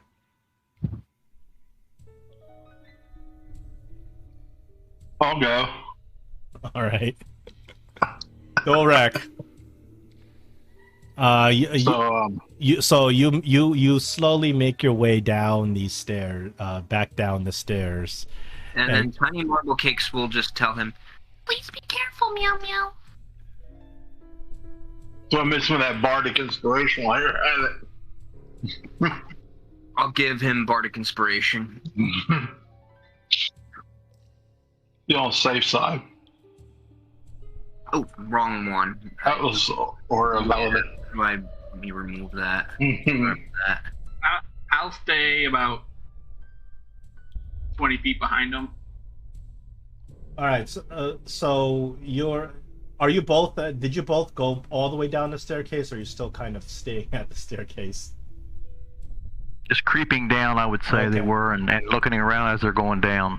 So Dolrak, you make it to the bottom of the staircase, and you immediately notice these fresh footprints that have passed by the staircase. You kind of look around. You don't see anything immediately, but then again, you're looking at kind of a narrow corridor that kind of twists and turns, and somewhere from beyond the corridor, you hear this throated voice. You can't make out what kind of voice this is. Clearly not human. It's a low growl, and the voice whispers, "Father." And you hear footsteps. So that's that that dragon he created. So do I see the water moving so that I know which way that he's at? Well, you hear you know which way ripples? the footsteps lead, and you know which way that noise came from, and you hear those footsteps now. So you know which way this thing is. I'm gonna take a few more steps and see if I can't catch an eye of it. Well, you got once you walk away from the spiral staircase, you're in this corridor that kind of twists and turns. So you kind of walk up to the nearest corner, and you peek around the corner, and you think just as you peek around the corner, you see some really large creature kind of turn the corner. You made out its shadow barely. Clearly, this is the creature that's making these footsteps. So you're sort of ladder. I'm gonna go ahead and go back to the ladder so that I can let them know what I saw, and then I can tell them which direction it went.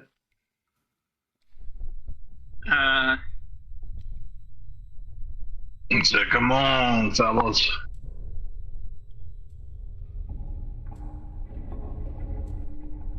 hearing the word father, Tolan is going to actually take the red robe out and put it on himself. I know he's not the same size, but I'll try to do that. Good idea. You put the red robe on, and it's way too big for you. You're kind of like your feet are dragging along it. Tiny Marble Cakes giggles as she sees Tolan wearing the robe, and What exactly does the scroll of Alter Self do? Ah, that's a good one. It casts Alter I know, Self. I was kind of looking at that, using the scroll on myself to make myself look a little bit bigger. You also could make yourself look like a human. I don't know if the ability to do that is.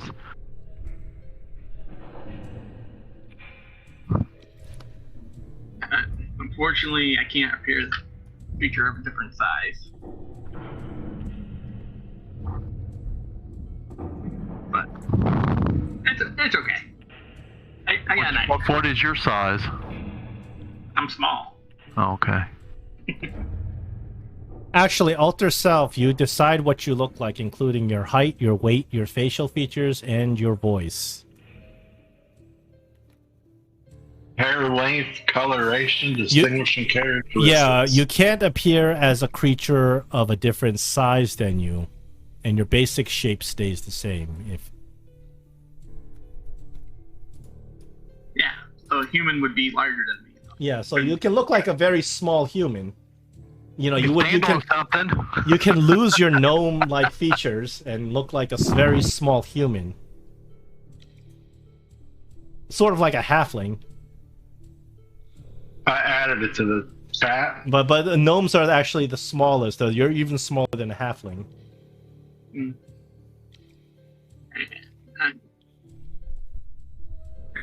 I got an idea. So I still just I'll throw on the robe and descend the staircase, and with a weird voice.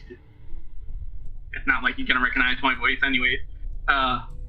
Yes, my son. I heard you. Heard you, my son. As you speak out, the footsteps stop. And then you hear footsteps again, and it appears the creature's coming towards you. It's been a while, my son. I've been doing some experiments, and it put me in a tough predicament. As you can see, I have shrunk my son. So you guys are just kind of hanging out there as the creature turns around the corner and appears before your eyes. And you look at this thing. It is a hulking, large being with the head of a dragon, and the body is humanoid, but it is a horrible abomination. It is a patchwork of black, blue, green, red, and white scales for skin. It lurches forward on two legs and raises its clawed fists into the air. And as it comes towards you, it's dragging two bodies and with one hand with its massive strength. You look at those two bodies, it looks like they were freshly killed. The creature comes towards you and looks completely confused. You need to roll a deception. I see you're doing a good job of protecting the area like I asked you to. I want to give Tolan Bardic Inspiration before he rolls his deception. Oh, sure. I'll let you do that. You need to try to deceive this. You need to try to convince this creature you're his father. I will use it and use up one of my inspirations. I can. So you're going to use the Bardic Inspiration? Yeah. And right. one of my points of inspiration. Alright. I'll roll with the advantage. And this was deception, yes. It's either gonna work or it's not gonna work, probably. Oh, so close. The creature drops the bodies, looks at you angrily. Thieves! Thieves! He pounds the ground and rushes you and attacks. Do you want to roll new inspiration? New initiatives? I do. Yes, I would not mind. You guys are in combat with this horrific thing. Chill out. I have 2 bardic inspirations on me. You can. One was from a while ago, so I'll just take that one. Okay. It was already used up. Oh, you have the one that I just gave you. Yes, I still have it. Yeah, I'll just we'll just remove one of them.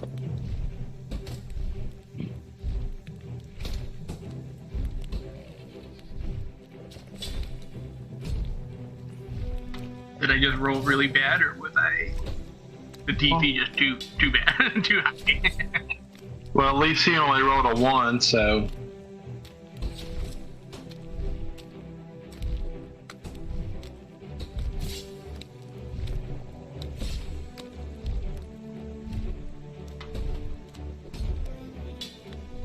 All right, are we ready? I suppose. You don't get to fight a dragon, but this is pretty close. Dolrak, you're up. Alrighty.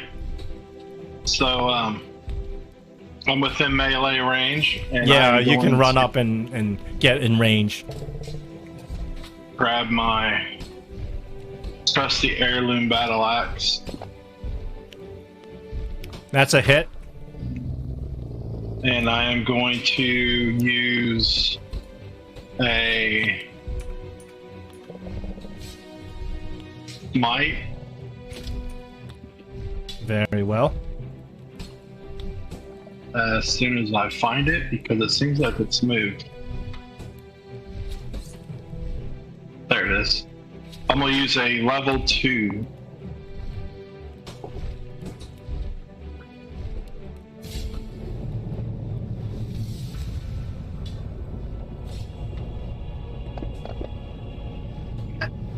Whack. But you got some crappy rolls in that smite. Yeah. And then I am going to use my second attack. Oh, Wow. no. And that's with a +10. That's crazy. This I'm creature's done. skin is tough. Roll a freaking 4. Well, I'm going to cast a scroll flow on the creature.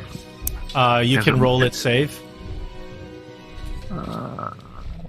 It's got magic resistance, you discover. Magic resistance gives it advantage on all saves against your spells. Nasty, nasty creature. It So succeeded. saved? It saved Oh. against your slow. Okay, so, and,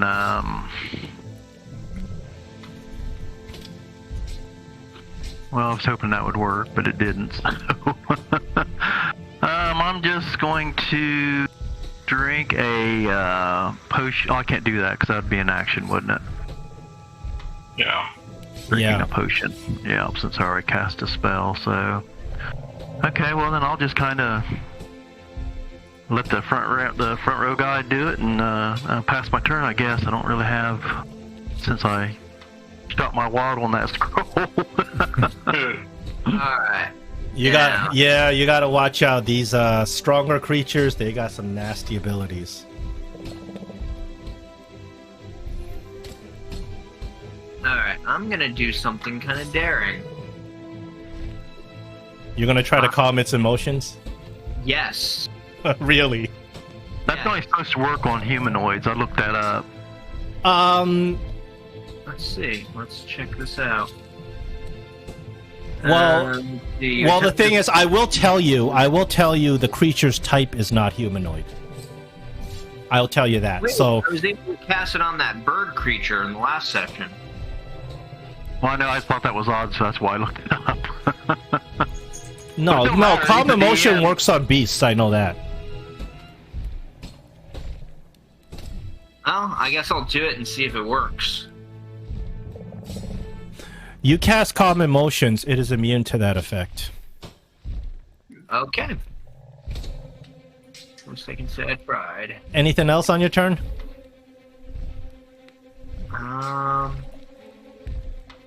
No, I'm gonna end it. All right, Tolan. Did the creature come up to me in melee range or no? You can go up to it in melee range because Dolrak ran up to it. No, I just want to know if I just want if I backed away from it. I didn't want. No, don't worry about opportunity attacks. You're okay. Okay. Worried that this creature's gonna do some damage. I'm going to cast a mirror image on myself. Okay. And then bonus action, activate my blade song, and then I will try to circle around the other side of the creature. So the creature is between me and Dolrak. I'll flank it, basically. Well, flank it. That will be the end of Okay. Now it's this horrible dragon flesh golem creature's turn.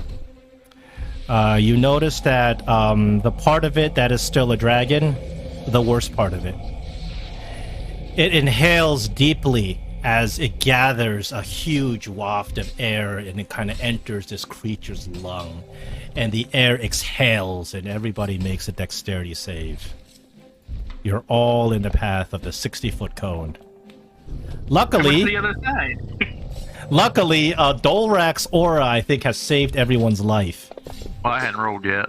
No, you don't roll. I rolled for you. Oh, you rolled for me. Okay. You succeeded. Now, the type of damage is random. So I'm going to roll a d4. It gave me a 4. 4 will give me what kind of damage? It has two types of damage that it inflicts.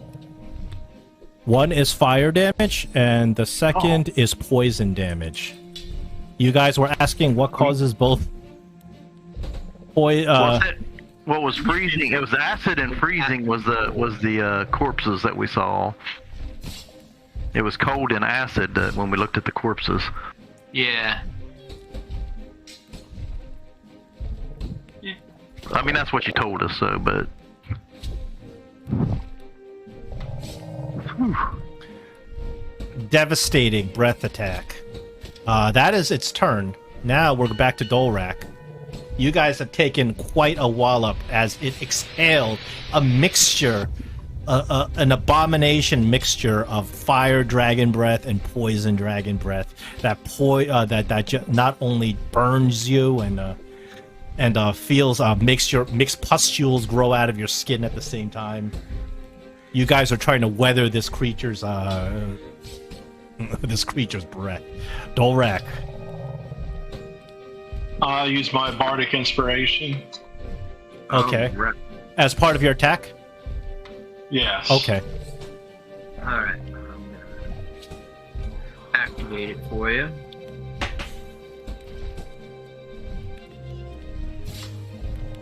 Alright. I'm gonna swing my battle axe. 36. Holy crap. Yeah, oh my goodness. How'd you roll a 36? Oh, with the bardic inspiration, of course. Yeah. And then I'm going to use a level 3 divine smite.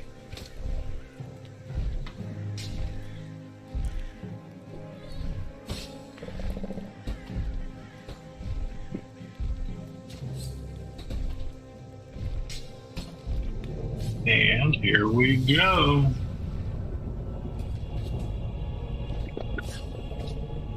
It takes all 34 points of damage from that. And then I'm gonna attack again.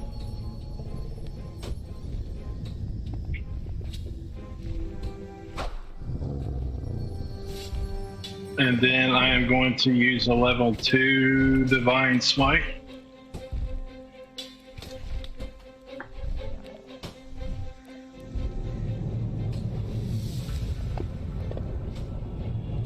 It takes all 27 points of damage from that. And I will pass my turn. All right, Neris, you're up. Okay, well, I am going to cast, as my action. Let me find it. There it is. Summon Celestial. Okay. And I want the Celestial Avenger, and I want it to appear 60 feet behind the creature. Very well. Let me bring out your Celestial.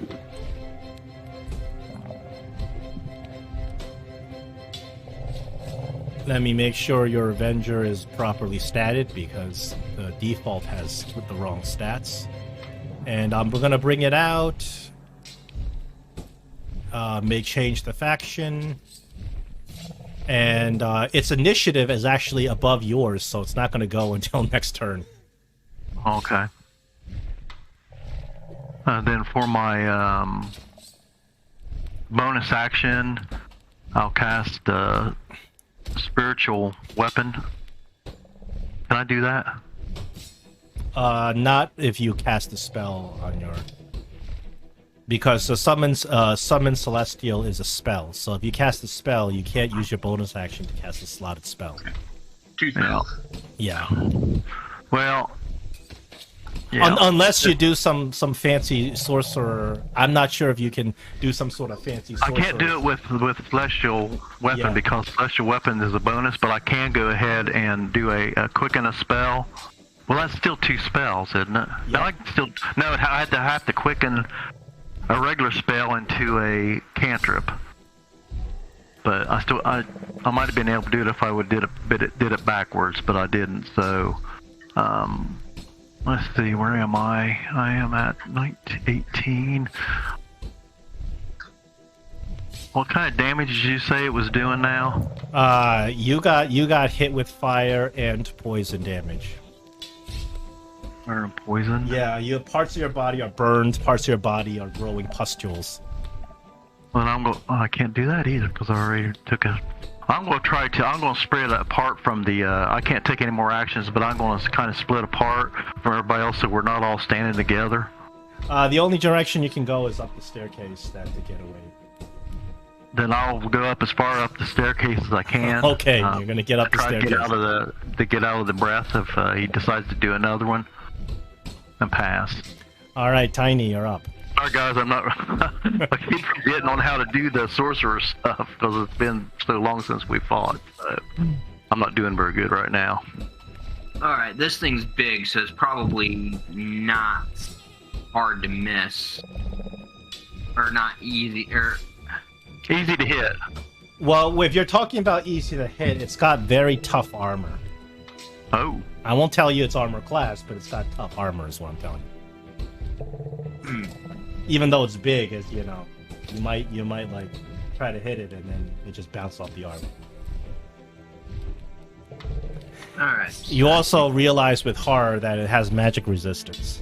So any spell you try to cast against it, it's going to get advantage to the save. Alright, so spells that have saves. I think what I'll do... The rest of the team seems like they've taken some damage, so what I'm going to do... Yeah, everybody's taken a little bit of a wallop on his breath. But luckily, Dolrak's aura, I think, has kept you all alive.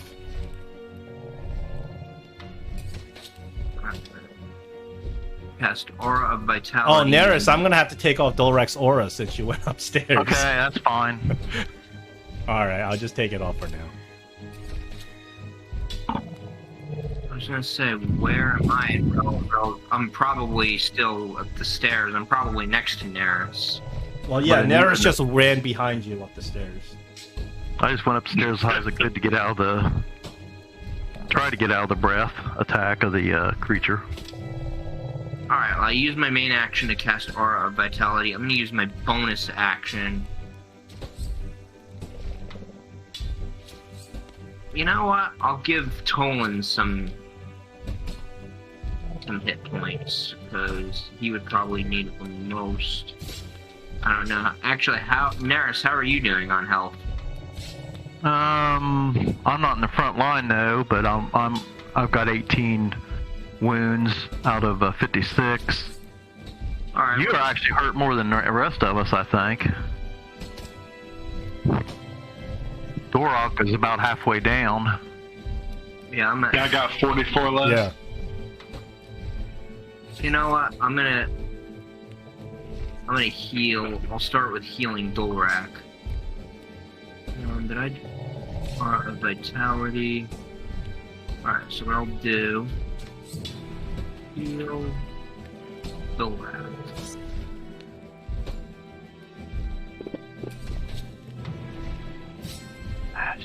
Go. And then that will. I'll end my turn.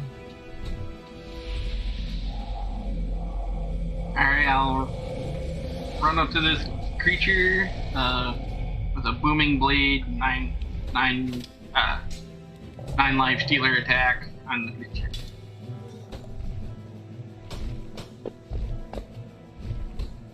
You hit the creature.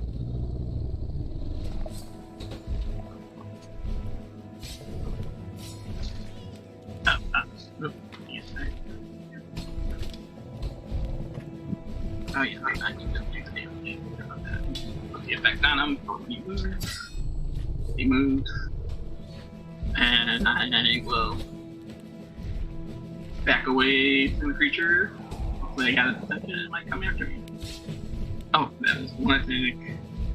Another attack. Mine. Getting it still.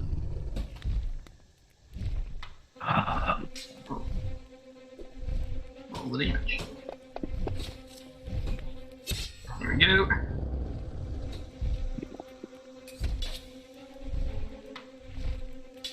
And that will end my turn. The creature's up again.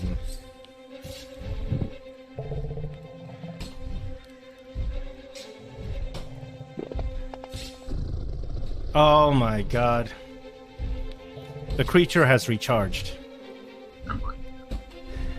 So, Neris, since you hightailed it out of there, I will not include you.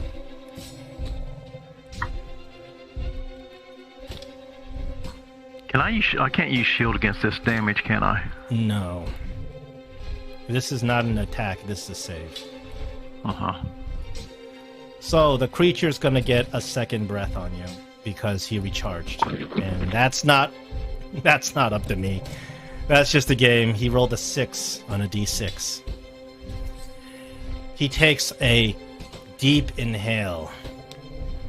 Let's see what's the second type of damage. Oh, this is different. He's gonna hit you with fire and cold. But Neris has hightailed it out, so you're out of range. Everybody else, Dex DC 17 Dex save. Oh, I'm out of range. Well, that's a good thing. Tolan, you're gonna take the full force. Ready? Yay. I'm still doing fine. Still doing good.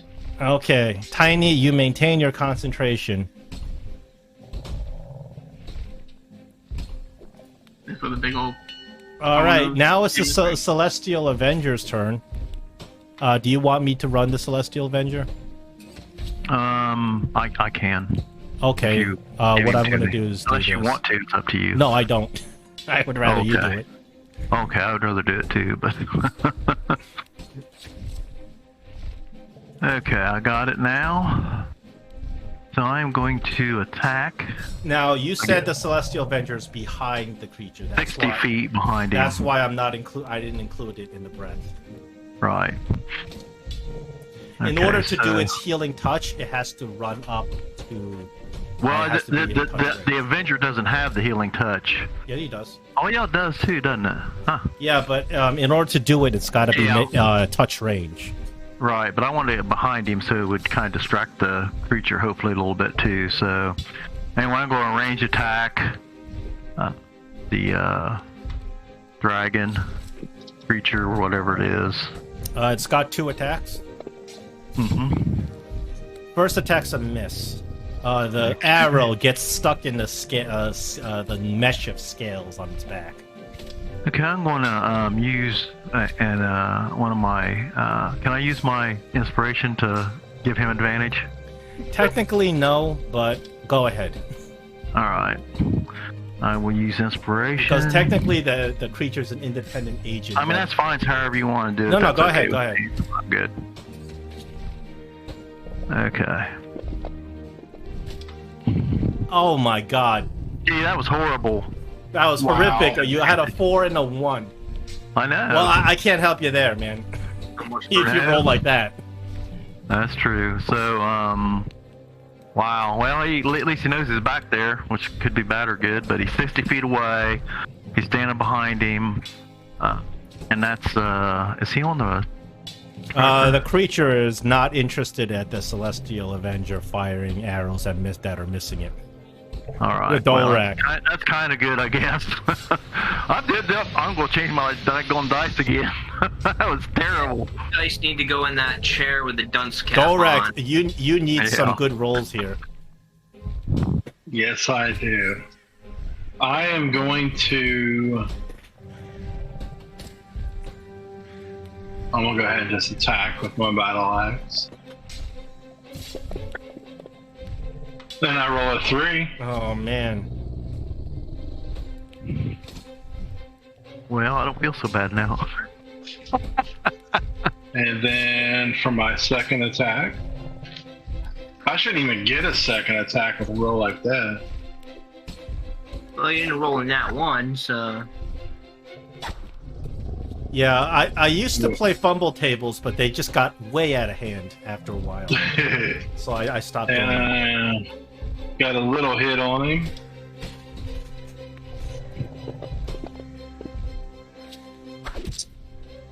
Okay, a little bit of damage.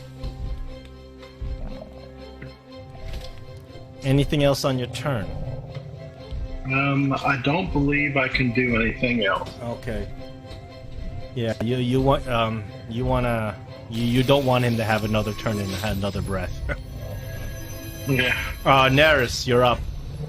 I just went, didn't I?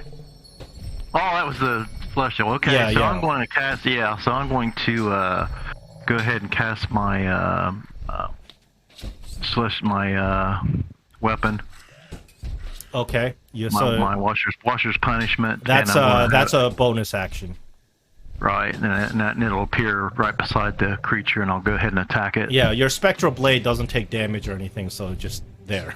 So it's not affected by the breath or anything. Oh my goodness, that's not a good roll. You still have your main action. Yeah. So Oh, I don't think you can cast your Celestial your oh, I can't. spectral like, weapon because you're concentrating It's on not, a Celestial it's not Avenger. concentration. Oh, It's not I'm sorry. it's not- That was my bad. No, I forgot. It's not concentration. Right. So I can cast a regular Yeah. spell, right?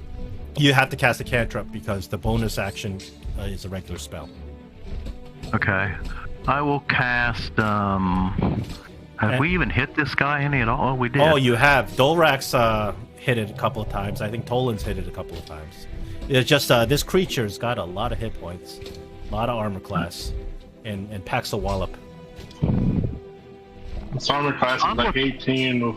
I'm gonna try to. I'm gonna cast Toll of the Dead. Okay, roll it safe. This creature gets advantage on magical saves, but it fails even with advantage. Jeez. Nice. Since it's All already right, you damaged, I get to do a little bit of extra damage. Yeah, to you it can roll too, your high damage on it. Well, something. Well, yeah, it was something anyways. That's my best turn so far. Oh, well, luckily, necrotic damage is not one of the damages it resists. Oh, well, that was good too then. Okay. Okay, so I'm feeling a little bit better, but I'm going to stay clinging to the stairs right now, up out of its range, and pass my turn. All right, Tiny, you're up. Alright, I'm gonna go. Tiny Marble kicks go up to Tolan and then she'll see that he's pretty beat up and be like. And then she'll cast Cure Wounds as her main action. All right, so you're gonna walk up within range because Tolan's toe-to-toe with this creature. And this creature looks like it's got a pretty big range. Well, she'll go behind Tolan so that he's in between, so that she's not in melee range of this creature. Although this creature's pretty big, so he probably would be anyway. But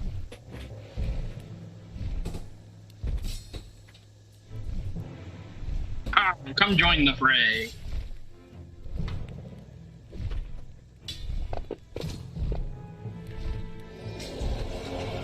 and she'll also use bonus action for our vitality.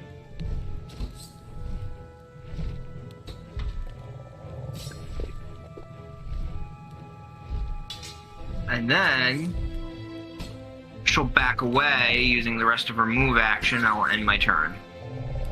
Alright. Tolan is up. Tolan's gonna yell at the creature, "Why are you attacking your father? I don't understand this." And he will do a... Creature screams out, "Lie!" You're grounded, buddy. I will do another booming blade attack. He's a feisty little gnome. Ooh, Oh no. missing the booming blade. But, second attack, anyways. Another miss? How am I hitting it before? Wait a second. Why did... What is going on?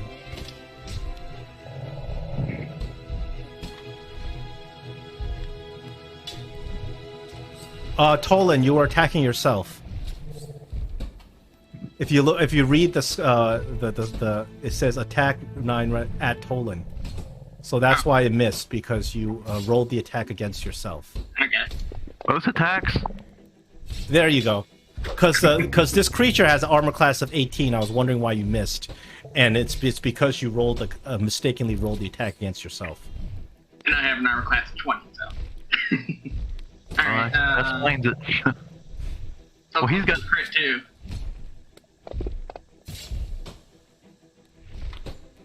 Ooh. Not enough damage to do Oh, you were anything. so close to critting this creature and stealing its soul. And that was my 2 attacks. And I will back away. No, doesn't make a difference. I'll stay right there. Be ready to attack it again. All right. You guys should hope it doesn't recharge. Oh man. Does the mirror image do anything against the dragon's breath? Because he's got mirror image on. No, it doesn't. Tolan does. It doesn't. Oh, that's unfortunate. He needed to roll a 5 or a 6, and he rolled A 4. No, he rolled a 5. One? I'm sorry, he recharged. Okay, let's see what kind of damage he's gonna do. He rolls Sound sorry. This is out of my control. This is this is random. It's not something I should still be out of range, though. You're out of range. So I can at least still attack.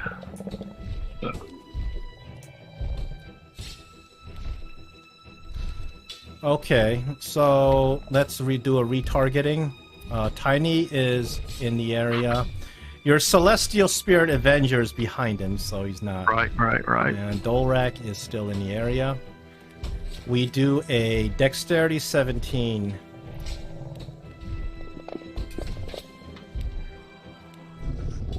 Dolrak, you unfortunately have failed this one. But your poison resistance should help you out on the damage here.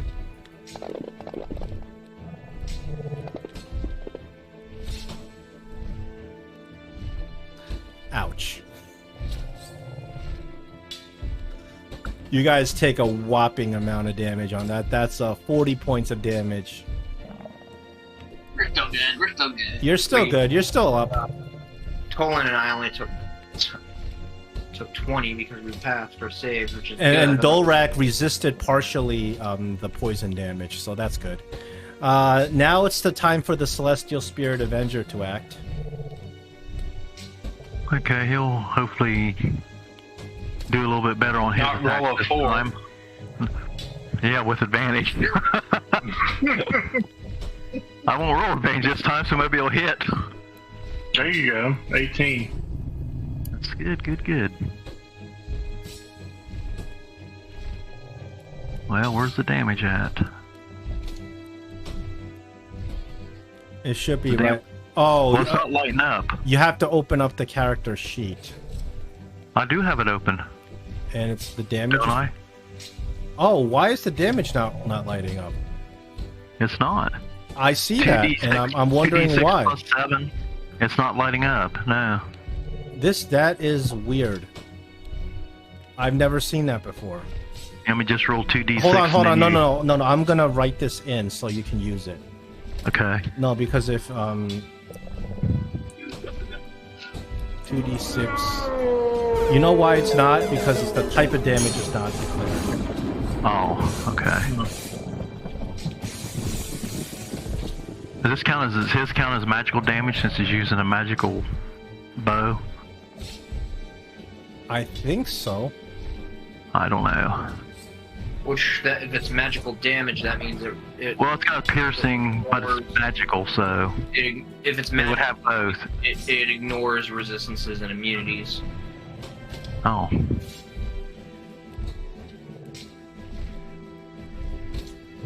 Hold on, let me write it in. Okay. Piercing. I don't think the damage on this thing is magical. I've written it in so you can highlight it now. Yep. All right. And unfortunately, yes, it does resist half of that.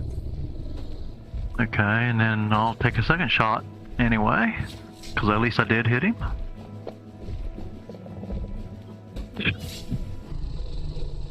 I guess I ain't lucky twice in a row. So he will too pass his turn. And I will do what I do. Pick out my heirloom battle axe. Hit. That's a good hit. So damage.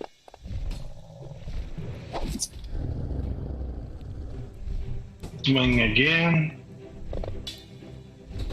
And I roll a 1 or a 7. Oh, barely. They're both just as bad because Yeah. they both don't hit. A miss is a miss, right? And I'm just gonna stand here and take Oh, the damage was radiant. Oh, so that means he resists radiant damage.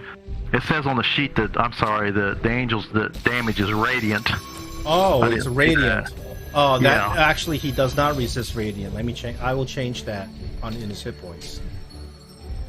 I just now He saw resists that. piercing damage. That's non-magical, but he does not resist radiant damage. So I will change. I will make that change. Okay. The radiant bow doesn't do radiant damage. It says, well, I'm joking. I'm being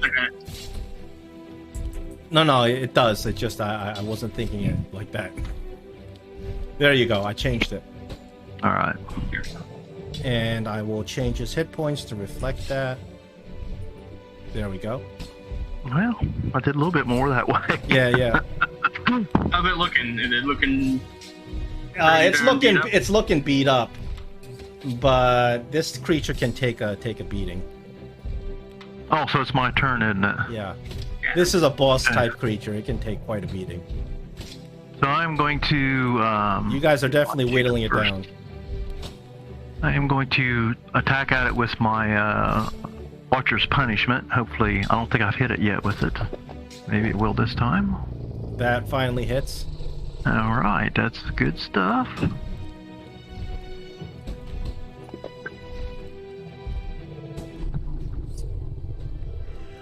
Okay, apparently that didn't do away with it either. So then I'm I'm going to go ahead and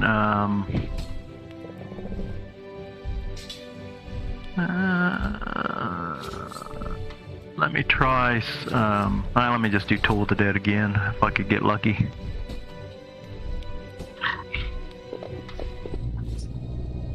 You got lucky again. All right, so max damage. At least max dice, I should say. That's a little better than the last time. And I'll say, come on guys, take this guy out. Okay, so everybody. We can't go through another recharge. No, another recharge would be devastating for you guys. Yeah. I think that might just that might take all three of you out, and then he's gonna run up and chew Naris apart after that. So you better hope he doesn't recharge. All right, I'm gonna heal myself with my aura of vitality. Not If you got much. any powerful offense, then get him. And then I'm gonna go up to Tolan, and I'm gonna cast Cure Wounds. Banishment. Well, that's a bad thing though. He's resistant to magic. You can try to cast banishment on him. That way we can heal up. Yeah, it resists magic gives you advantage. It's a lot tougher to hit him with magic spells. And then I'm She gonna. has advantage if you use inspiration. Inspiration you can't use on his save. It don't affect the other guy. I mean, Yeah, you can't use your that's right. inspiration on someone else's save. So this is one of the high level D&D kind of struggles is creatures with magic resistance. Right. All right, so I used I gave myself a few hit points with Aura of Vitality. Went up to Tolan. Yeah, I see that. Upcast to 4th level, Oh, Tolan might actually survive a breath with that. and then I run back away from the monster, and then I'll end my turn. Okay.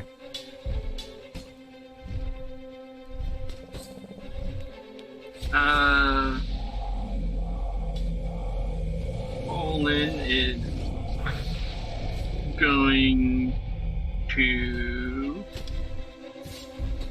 attack with the booming blade attack again on the creature. Come on, crit. No crit, but you hit. at least at a hit.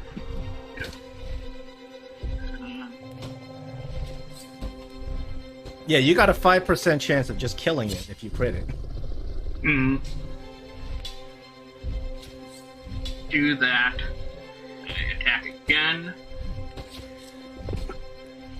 On Tolan.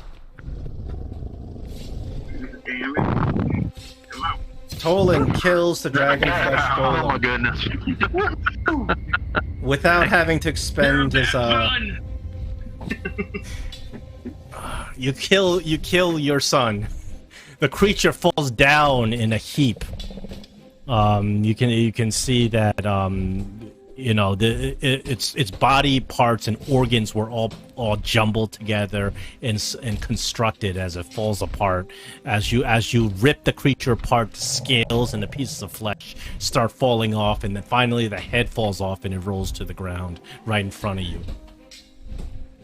You guys have successfully taken care of the creature in the sewers.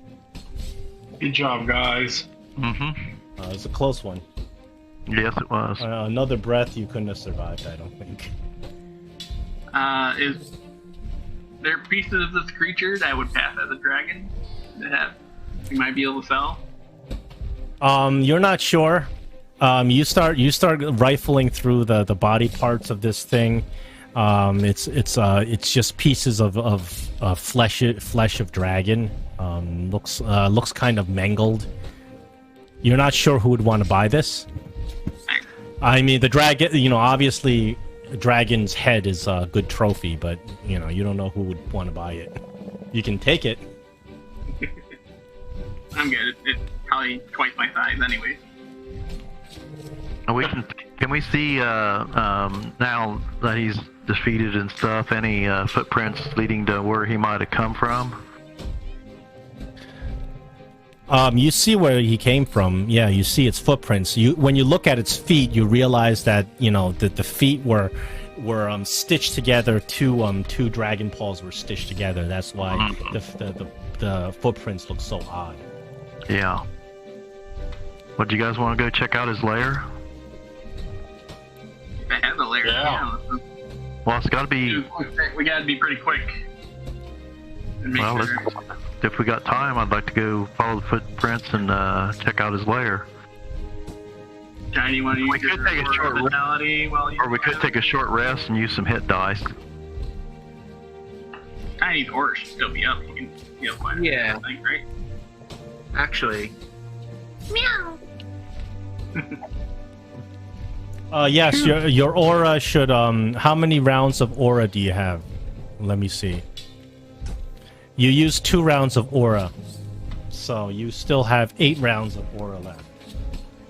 So you can exhaust those 8 rounds of aura. Yeah, because I think if we rest, I'll lose my hill giant strength. Will I? I'm not sure. I think it's an hour that you have it.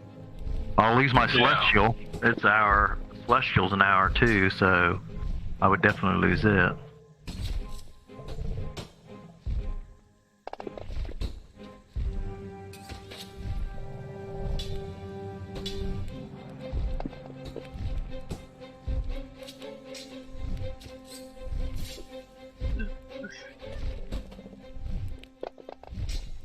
See how far Shiny gets with the healing.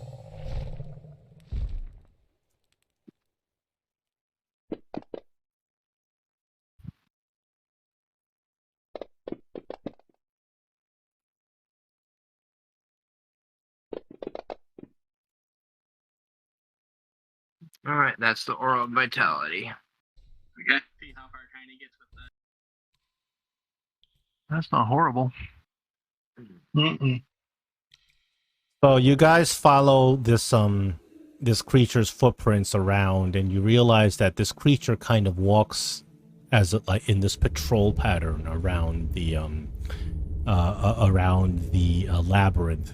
He goes even deeper into the labyrinth, and then when you finally get to this area that's old, this really foul-looking, awful pit of excrement and of dead bodies and dead creatures and sewer denizens that have been dragged in. You smell a horrible stench, and you see a big pile of bodies. They're not human. As you look closer, you realize they're kobolds, and there are a whole bunch of kobold bodies just stacked. They seem to be eaten. They seem to be getting what the creature was eating. You don't see anything of value, unfortunately. Wonder where the kobolds came from. I was wondering the same thing, meow. It meow. is a well-known kobold. Kobolds oftentimes get subterranean layers and tunnels and things like that. So he must have dug very deep and found some kobold tunnels. He's been eating the kobolds. Well, I guess all things left. But you look around and there's nothing alive down there. Whatever has been alive has been killed by this creature. You see more bodies and you kind of rifle through them. They're too old and desiccated to even identify. Most of them are just bones. There's random pieces, scraps of fabric and clothing. You rifle through it. There doesn't seem to be anything of value. Well, I think we probably ought to head back, and we can. Yeah. I don't know if we didn't pick up that note that was on that one body. We should pick it up and take it back to her to show her that we found at least one of her men. I'm pretty sure that this was probably the creature that was plugging up the works for her. Yeah, we can do that. We could take. We could. I would kind of like deform the paper, like make it look like it was torn up in a battle of some sort, so it didn't like look like I just opened it up before her. So, just so we don't have the idea that we know more than we're supposed to know. So. All right. So you guys gather up your things finally, and you. Now that you've taken care of this creature, you make your way back up. I put the red robe back in my pack, so it's not seen. So it's not obvious. Yeah. So she doesn't know you have it. You make your way back up finally to the sewer section, and then finally to the staircase in the sewers that leads to the Fendelter's gambling hall. And as you get there, you notice that Gaffna is sitting there, and she's in some sort of private meeting with a whole bunch of her agents. The door's slightly open, so you can see that they're kind of discussing something, and they're yelling in like harsh whispers. And you see one of her agents kind of go to Gaffna, and he's whispering, and he says, "But that's too much." And then Gaffna says, "No, more." But then they see you come in, and then she just all of a sudden stops, and everybody looks at you, and then she waves her hand and dismisses her agents. And she says, "You're back so soon. What did you find?"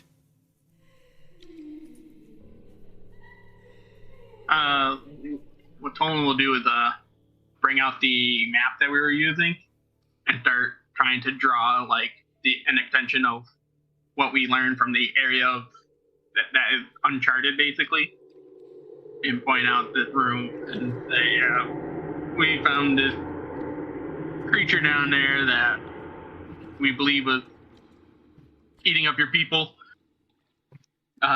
She says, what you're telling me, what you're saying is absolutely incredible. How did this creature come to exist down there?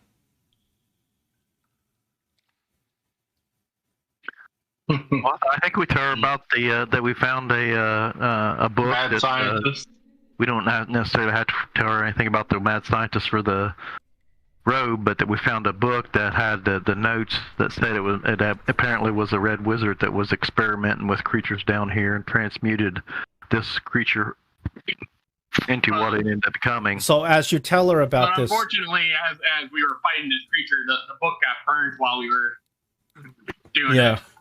So as you're telling her about, how you found this evidence that this red wizard was down here, she gets visibly angry. And then she looks at all of you and she says, "You see, this is what these red wizards do. They have no," she says, "they have no sense of decency and ethics, and they have no respect for life. All they do is experiment for more power. You see how important it is to destroy them?" And you can see that there's this fire in her eyes, like she's very motivated. She says, "What you've done for me is I appreciate deeply, and I'm willing to share some more secrets with you if you're willing to tell me, a little bit about what you're doing here in Thay." She says, "All right, so what I'm planning to do, right?" And she says, "And this is for no one's ears but ours at this table." She kind of looks at all of you to make sure that you nod and agree. I agree. She says, we have to unseat the red wizards from power. They are extremely powerful mages. It is said that they control the weave itself in the deepest heart of Thay. There's no single force, no single wizard that can go up against the red mages. It's not that we can find some powerful weapon against them. That's not how we destroy them. We destroy them by mobilizing the people. You see, the red wizards, all of their magic and their power, it is supported on the backs of the poor and the slaves. He says, if we could get all the people to rebel against the red wizards, then their power will be nothing. She says, in order to do that, we must inspire the people. So we must do something that shows the people that shows all the people that have been oppressed in Thay that we are not just simple subjects and vassals of the Red Wizards. That we, if we join together, we can accomplish great things. She says that's why I'm going to assassinate the Tharkion. Tharkion? Tharkion is the governor of Eltabbar. Okay. And she kind of looks at all of you. And she says, I don't want to get into the details of this just yet, but just know that that's our ultimate plan. He's like Tharkion Almond Halakarian. And he says, and if you have any qualms about killing him, don't you worry. He is a fat, disgusting, rich noble. He is a prominent slaver, and he tortures his enemies. He has them killed. He has no morals. He says he's a man that has deserved to die a long time ago. It's just that it hasn't been possible until now. He says, I have a plan I'm going to put into action. He says, you have proven to be very trustworthy and very capable, and that's why I'm sharing it with you. He says, so tell me, what do you need of me?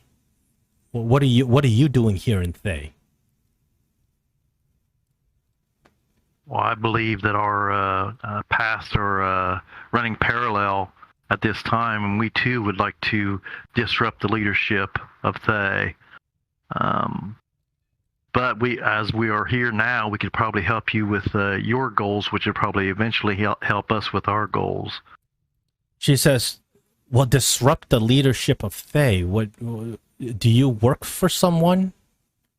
Are you foreign agents? We were sent by someone, yes. And she says, well, can you tell me what is it that I can do to help you accomplish your task now that you know what mine is? Yeah, first of all, would you want us to complete those other tasks that you set for us, or well, was yes, just of one? course, I do. Okay, we wanted to know that.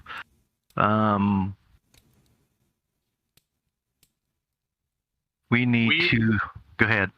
I'm gonna say we, from knowledge that we have been granted, believe that there may be a member of your resistance in the higher ranks that actually we are looking for that could help us with our task. Says what we have many agents in the high ranks of the gentry and the Red Wizards. Of whom do you speak? I speak of one that I don't think pretty high up there that you may or may not even know, a possible Red Wizard. And she says, surely you can be more forthcoming with me. I've told you something that if you were to repeat to anyone else would get me strung up and crucified on Thaymount. Have you heard of Sarana? When you say the word Sarana, her eyes kind of momentarily kind of dart kind of one way, but then look back at you like, you know, and she says, she says to you, she says, Sarana. How do you know that name? We have been sent here in order to aid her. She is, it's hard, but I think we'll trust you. She is one of the high-ranking Red Wizards that is against the rule as it is now. And she has sent us to complete a specific, so we say, quest. She looks at you and she says, I don't understand. This is incredible. She says, what you say is true. Sirana is she is to become the Zolkir of divination among the Council of Nine in Thay. She says, but it has come to my knowledge that Sirana is very displeased with Zaztam's directives. And she has expressed some feelings of rebellion.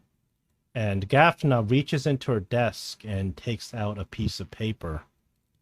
And she says, I was planning, after the assassination of Alamund Halakarian, to send this letter to Sirana. This letter states that, behold, we are the resistance, and we are powerful enough and have the will of the people, and we are able to do such great things as assassinate a Tharkion. And I was to use this letter to convince Sirana to be sympathetic to our cause. I had not expected that she is already sending agents to do her bidding against the Red Wizards. She says, but you have helped me greatly, and I suppose I should trust you. She says, I have the means to communicate with Sirana. She says, I will do this for you. She says, but we have to accomplish the assassination. Is that agreed? So scratch your back and we'll scratch yours. Is that what you're saying? Yes. She says, I can contact Sirana. I have the means. Well, I'm not speaking for the rest of my companions, but I think that sounds like a good idea. She says, yes. I am making preparations for the big task at hand. It shall take place within a 10-day. But in the meantime, I do need the other 2 tasks completed. If you can help me on those. You seem more than capable if you have destroyed a creature as powerful as this. And she kind of reminds you of the other 2 tasks that she has asked of you. One is to go into a dinner party in high society and find some information for her. Infiltrate them and find information. Do not make a scene. Do not alert anybody, but just infiltrate this and try to find some very specific information. And the second one, task that she had for you was that there was an agent that has been captured by the Probity Corps. She needs you to either rescue this agent or make sure that he doesn't talk. Kill him. Yeah, and she looks at you and she says, these 2 tasks may be different than simply fighting a powerful foe. They may require more subterfuge and intellect, but I'm sure you're capable of this. She says, I must make preparations for the big event. Well, I think maybe we should try to extract or silence the prisoner maybe first before they say something that could hurt all of us. What do you guys think? Yeah, that's what I would say. Yeah. Agreed. All right. Very well. We've already said that we would do these quests for you before, and we're men of our word, and so we will go ahead and try to complete the other 2 tasks. She says, please. You look very beleaguered from your adventure in the sewers. Please take some time to rest. She has given you all quarters, of course. So you guys return to your quarters. You guys, of course, can spend the rest of the day taking the long rest. Sounds good. I will grant, where is this, long rest for everyone. So the next day, once you guys wake up and get refreshed, of course, if you need to go buy anything, you can buy. You can do shopping as well. You get the full details of what you need to do. Gaffna relates to you that one of her associates, this is a young agent by the name of Jigor Raxia. I will spell it out. So we.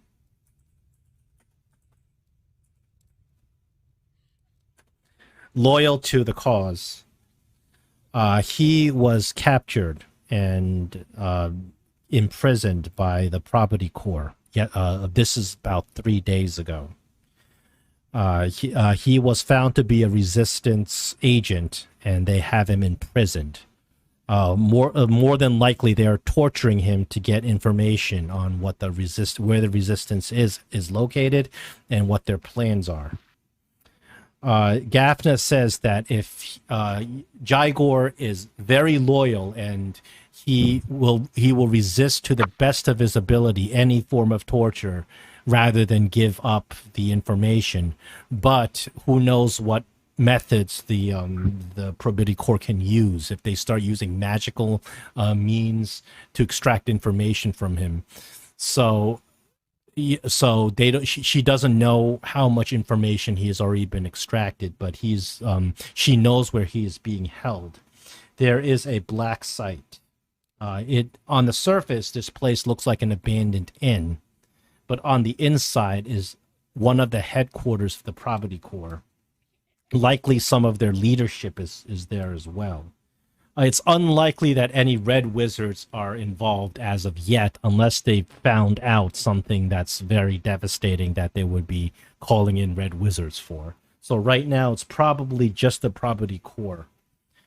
The problem is that if you go to this place and you go in with your swords drawn and start attacking, it will cause so much commotion, and it will draw so much suspicion that it would kind of make the situation much worse. So you have to think of a different way to get in there and rescue Jigor.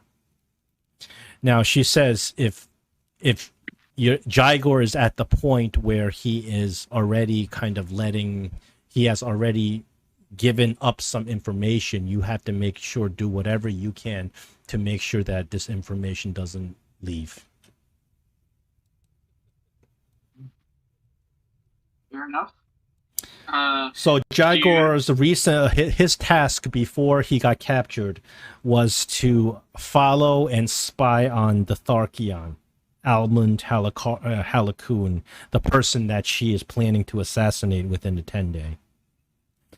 He was captured by Inquisitors while kind of stalking the premises of Halakun's estate. And the Inquisitors of the Property Corps are legendary for their ability to pry information and confessions. If sometimes, even if they people who are not guilty, they sometimes manage to pry confessions for them.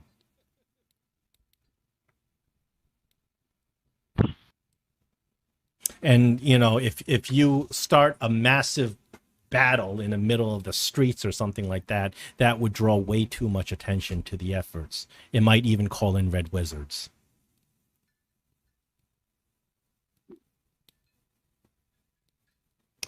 She does point you to where this location is. Okay.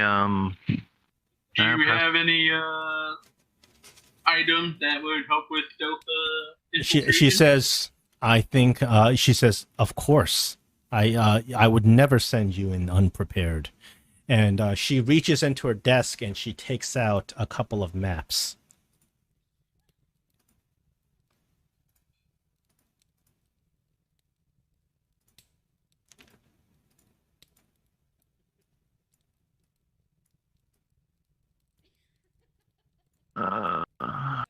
So she tells you that this building that the Property Corps is holding their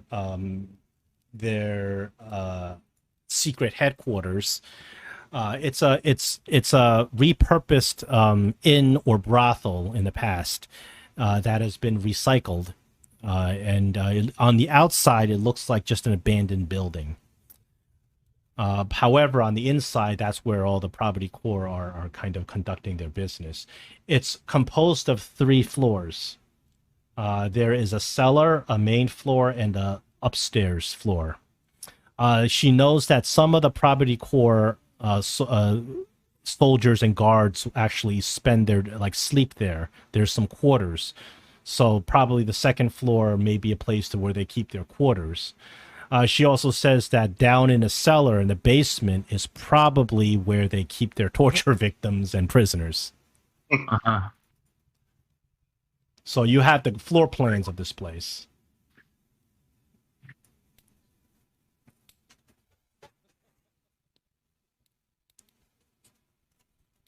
What about papers so that we can roam free?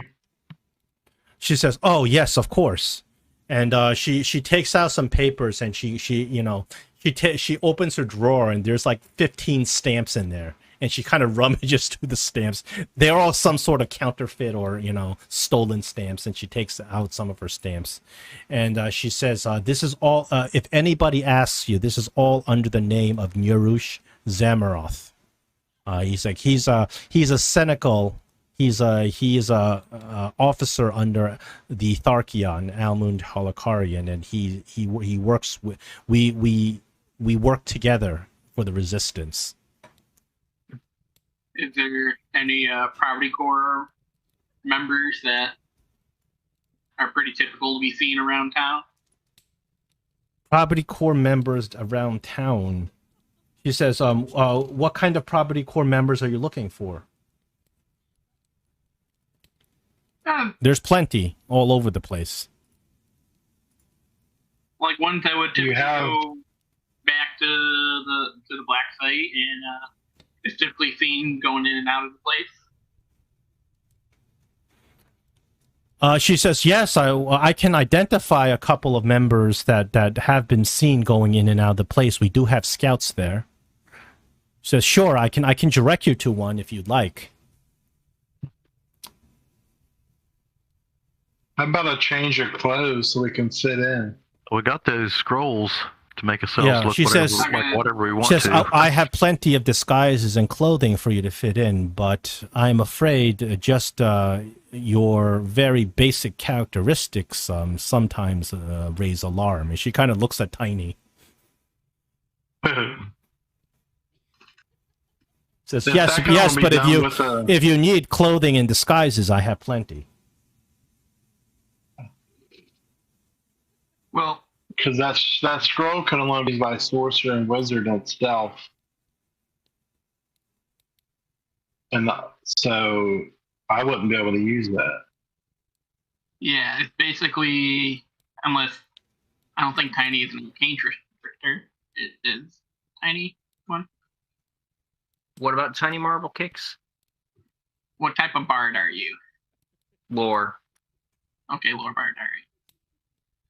So then really it's just going to be me or Neris that could transform. And I'm not getting much bigger when I transform. So if someone was to imitate a guard, it would end up being Neris.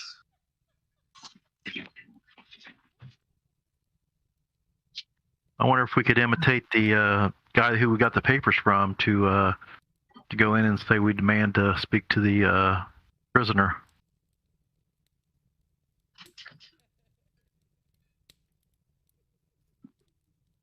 Yeah. Wait, do property core members respond to those who we got the papers from? Like, I don't know if they fall underneath that. So Gaffna gives you papers. These papers will allow you free movement all around Eltabbar. They say you are under personal, you are personal agents of Nurush. And Nurush Zamaroth. That is the other resistance fighter working with Gaffna. And he's actually a high noble. He's a Senecal. and he works for Almund Helicarian. And you have papers that declare that you are under his you're under his jurisdiction, and you can do what you can go about the whole city. So if you get stopped and you hand those papers over, you should be okay. What I'm saying is, property court do not report to that person or to that level. No, they report to someone else. The property court reports directly to the Tharkion, which is Almond Halarkun, the person that you're looking to assassinate. Okay.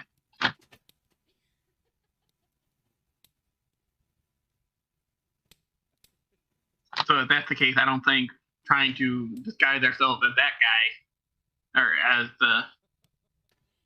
there's so many names being thrown out. Yes, I know. There's a lot of names. So yes, the big governor, the Tharkion, Almond. He's the big wig, and he's the guy you're trying to assassinate.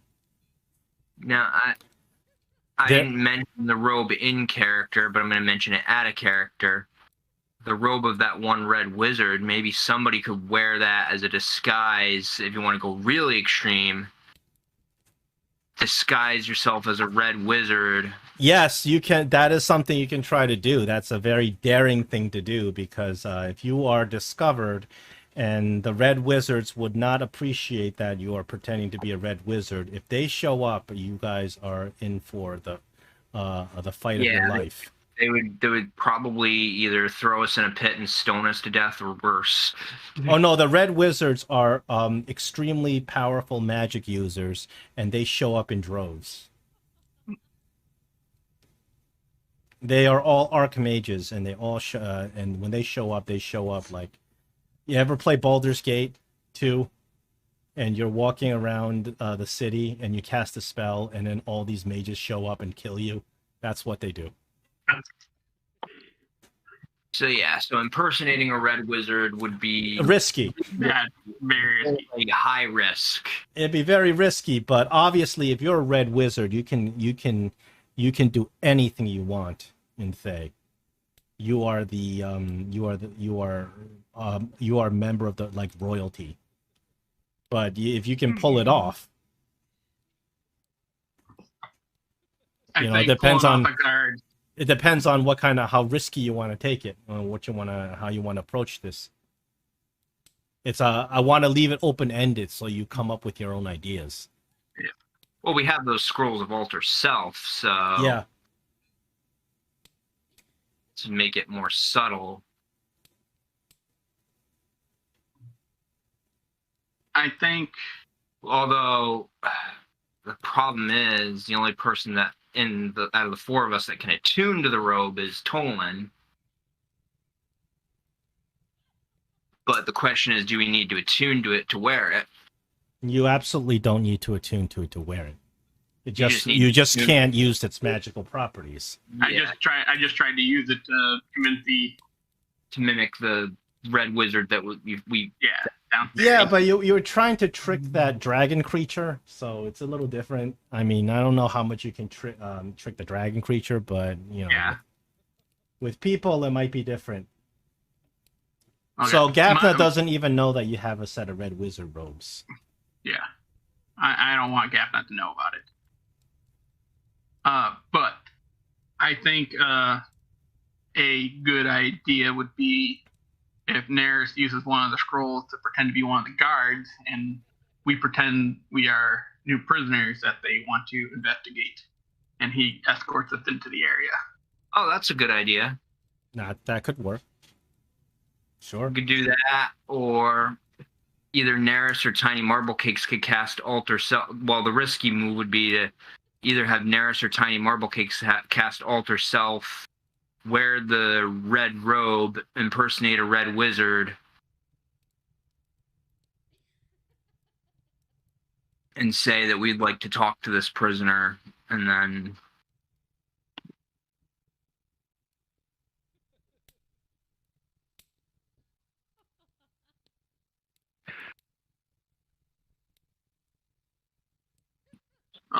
Well, I could Well, I mean, would the Red Wizard even want to? I don't think you have want to do the Red business? Wizard thing. I don't think we want I don't think the Red Wizard would even have business in there anyway. Well, I mean, Unless you it could was come up with a story that he came to maybe get more information out of the prisoner or whatever, but that's taking an awful big risk. Unless it was a fresh red wizard that just became a red wizard.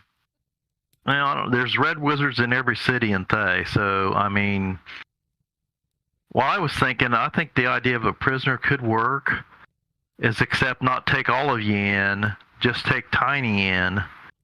Oh yeah, and she can impersonate. And then say I've been ordered to take this prisoner down and put her in the cells because she's a slave. And not only that, she could still. She's a slave that her owner carelessly forgot to turn the magic collar on, and she went out and stole an apple, or went and played with somebody else's slave, and. So she's going to stay here until the owner comes and picks her up or whatever. But anyway, in the night, she could release that prisoner with her skills. Yeah, true.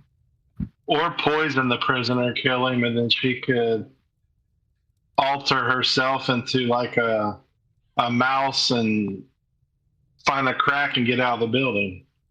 Oh, I don't think she do that. Doesn't do that. Yeah, because you can make yourself animals. And Why do you think you can use alter self? Just curious. Yeah, because you have to be a wizard or a sorcerer. Yeah. So here's the couple things. So I have a scroll of Dimension Door. So Dimension Door. Me and one person could. Actually, Dimension Door would work better. That way, we don't have to kill this guy.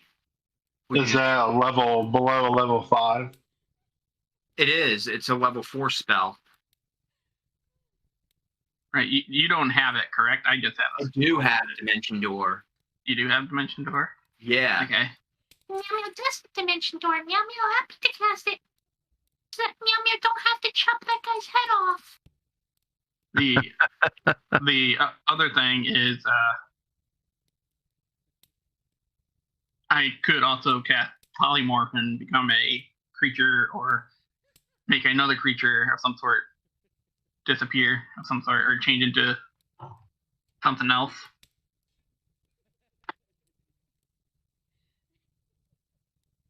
Help escape, per se. But remember, one of the things we gotta do is make sure that if he did give word about something, that if he did give some information away, we gotta try to find that information, retrieve it if we can. So the question is, Neris, are you comfortable with altering yourself into a guard and be able to pass yourself as a guard?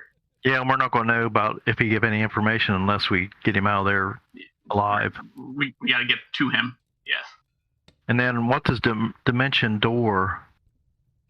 Where does that send you to? It teleports you anywhere.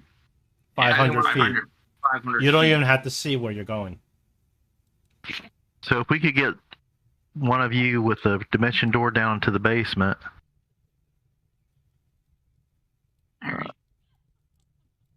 It probably. Where we're at, is it 500 feet away from the... Well, there's buildings around there. We can just pick a building to wait in. The other guys can pick a building to wait in that's got sight on the... which we could go talk to the scout and find a building from where they're scouting from, get in a room, and that could be where you're for the Dimension Door. I mean, I would say Dimension Door to get out. I don't know about getting in unless... No, I don't know about getting in. I mean... No, Neris can disguise himself as a guard and bring Tiny Marble Cakes in as disguised as a new prisoner. And then Tiny Marble Cakes can get in with this guy and then cast Dimension Door to the other building. And then Neris can just pretend like... I would just put you in the cell, and then that's what I was thinking, and then leave. And then you get out of the cell on your own, and then just pretend he's doing guard business, and then meet us in the other building.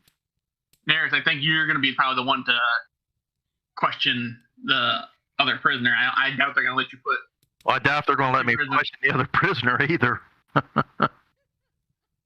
Well, there's more than one cell. Wouldn't there be more than one cell? Mm-hmm. You have the floor plans. Yeah. I closed them. I got him. Yeah. Okay. Cellar. Downstairs.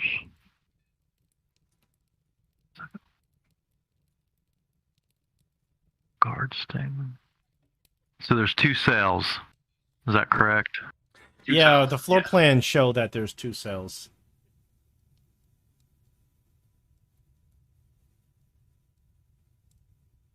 Well, would they care how many people are in one cell? Because there's only 2.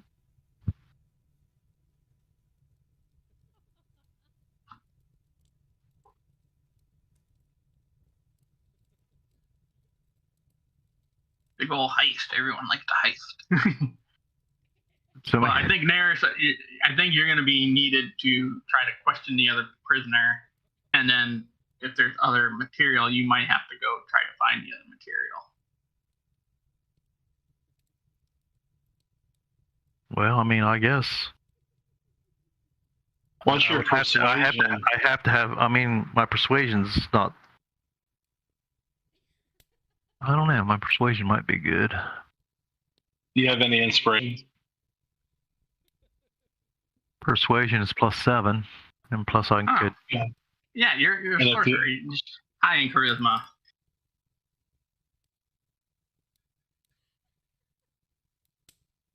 But I'm just trying to I think. mean, I'm just trying to think of. I have to come up with a good reason to be questioning the other prisoner. That's what I'm saying.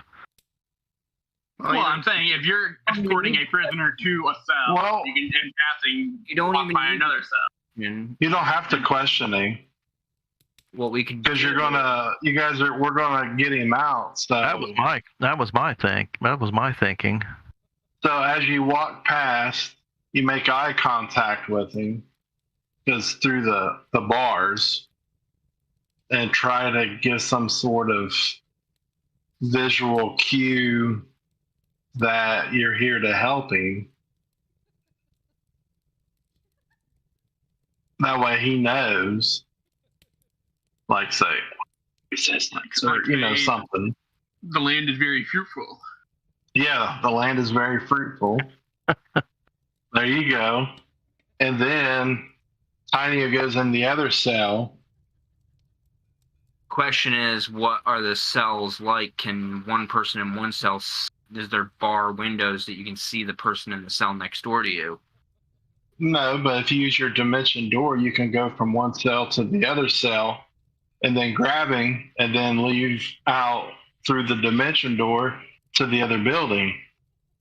Okay, that would be 2 uses of dimension door. Or you can probably misty step out of the door out. Unless these are I'm not sure. cells that are arcane blocked or something like that. That would be the only problem you would have to worry about, probably. Yeah, I don't think I have Misty Step. No, I don't. Oh, I thought. Well, hopefully Naris doesn't officially lock you in. Leave it open a crack.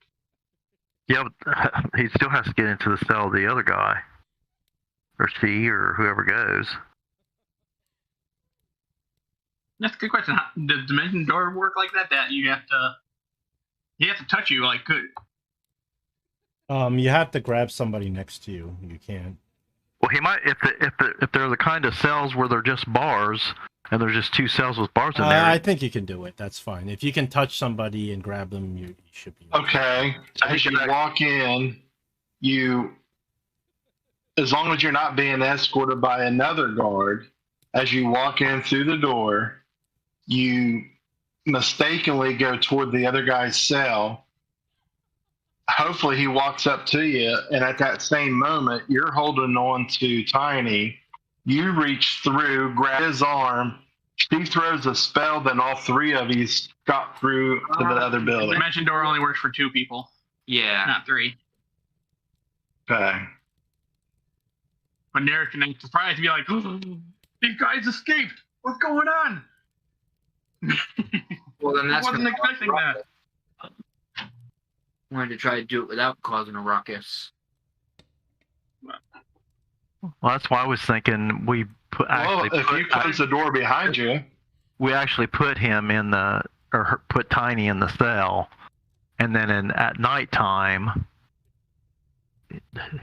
she does the thing with the dimensional door by reaching through the bars and touching the other guy and leaves and disappears in the middle of the night, and nobody's the wiser. And he could also cast minor illusion and put a fake Tiny in the cell. Oh, but you have to be within visual distance, right? Is that And maybe hide in. Is that a concentration spell? I'm not sure. It is. I believe it is. Concentration. Because you could cast illusion. Well, illusion spells are concentration.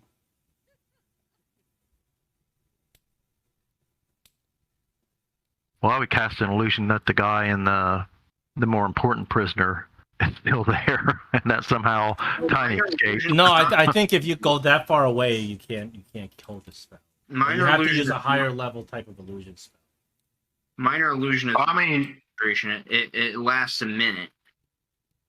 No, I mean while Tiny's in the cell, he casts minor illusion of the guy next to him and then grabs him, and they both disappear through the dimension door.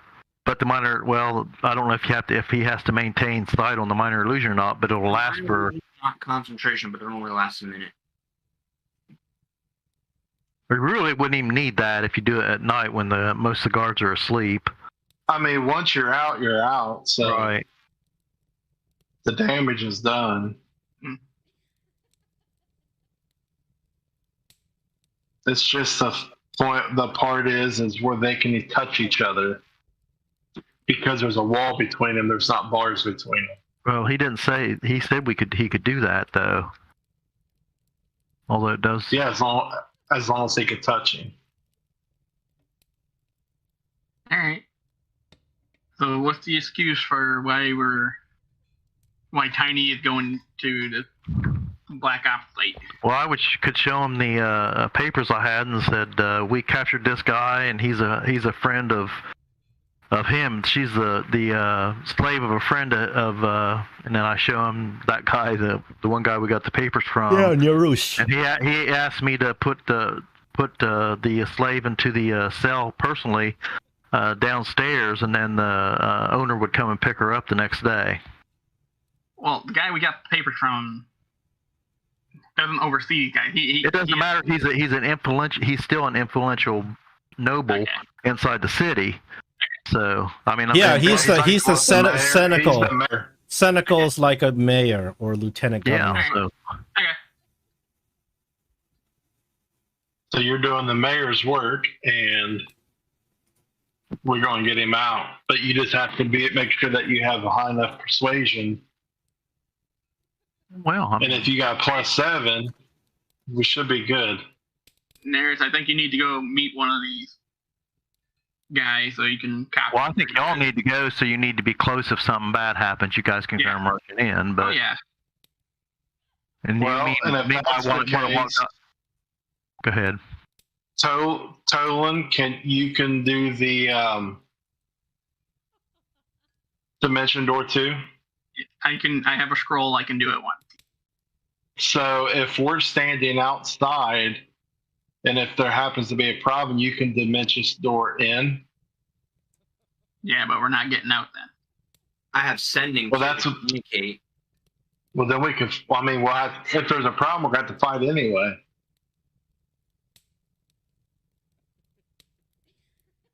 We're not trying to cause a ruckus.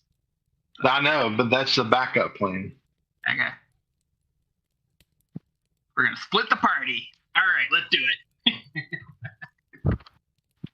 Okay, the Property Core Black site is a little bit ways off. It's on the edge of the low town in Eltabbar. Easy to find. You guys approach it. Do you decide to go in the daytime or the nighttime? How about right at evening time, just Evening, before it starts yeah. getting dark? When Okay. we can The talk shift change. we'll We're talk, gonna do it during shift change. you'll say we'll talk to the scouts that's been watching the place and find out when the shift change is. That's a great idea. And then just around shift change, we'll go in. So you find out that it's around dinner time when they have a change of guards. Mm-hmm. I think there, if you want to try to meet at least one of these guards, so you can try to copy them as much as you can. Their mannerism. Yeah. Or at least brush by, I guess. So you guys arrive at the Property Corp Black site around the dinner time when you expect the shift change.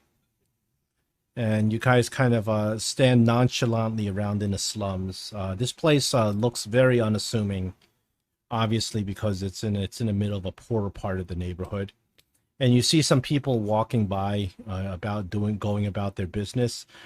People notice you, but nobody pays much attention. A lot of kind of vagabonds and ne'er-do-wells are hanging around here.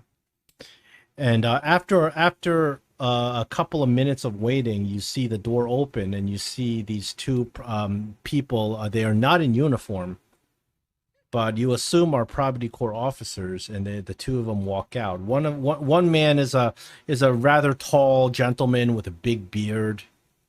He kind of walks like with his shoulders hunched. And then there's a second guy who's a shorter guy. He's a attractive younger guy with blonde hair. He follows him off, and those two guards kind of leave. And then you see two more guards enter.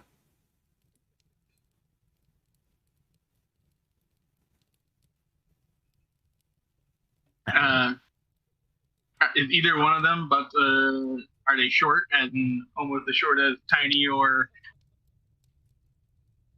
as short as Tiny?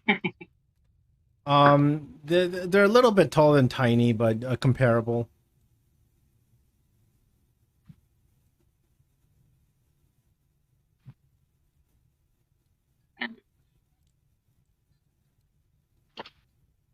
All right, Eric, you got a peek at them. What do you think? Well, I'll use the alter self scroll, and I'll make myself look like the taller guy, except With a big beard and the hunched shoulders. Okay. Yeah, kind of hunched over, and the same uniform or whatever it is he has on, and also do we got something to tie the Tiny up with? Some manacles, or I know I just put a rope to the collar. We still have that fake collar, right? Yeah, that leash. So I'll grab hold of that leash, and if you guys will keep watch, I'll go see if I can get her into the cells downstairs, and I'll kind of take a look around as long as I can when I'm down there.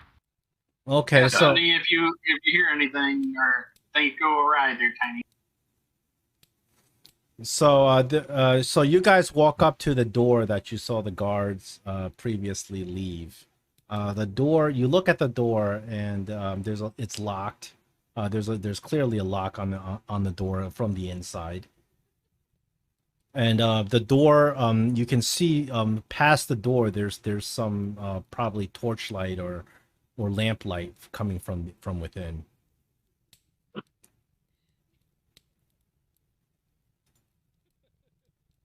Did we notice what if the guards that went in, did they knock on the door, or? You did notice that they knocked on the door. So I will knock on the door. You knock on a door, and after a few seconds, somebody from the other door says, "Who is it?" Well, I use one of the names that what's her name gave us when we was asking her about if she had any names of any of the police and whatever they are. All right, so you give him the name Jarvis, and then he said, and the guy on the other says, "You don't sound like Jarvis." And kind of confused, the door opens, and one of the guard looks out, and he looks at you. He's like, "Maxim, what are you doing back? Why does your voice sound so strange? Well, I just ran into, shall we say, a very important person here, and they handed this creature here over to me, and they told me that if they needed a favor for me to take this creature to the nearest house and personally put them in a cell to make sure they're not hurt or anything, but put them into the cell. It's a slave that got away, and the master, very, very influential, and friends of my, the fellow that sent me, and he wants me to put her in there and then see to it that she stays there until tomorrow when her master can come and pick her up. So the guard hears your story. He looks at Tiny for a while, and he's like, well, do you know if Captain Helig knows about this? I would say that Captain Halleck may not know about this, because I'm not sure, though, because I was just met by an agent of, and I show the papers of the mayor. Oh, he's like, oh, okay. Well, I don't know. We're gonna have to run the paperwork. Come in. So he leads you and Tiny in. So you guys. Well, you broke up that very, very terribly on that sentence. Time to reboot. Yeah. Do you hear me now, or am I still broken up? I hear you right now. Okay. So he leads you and Tiny in, and you can see from the map I'm showing you, this is not a... Up, John.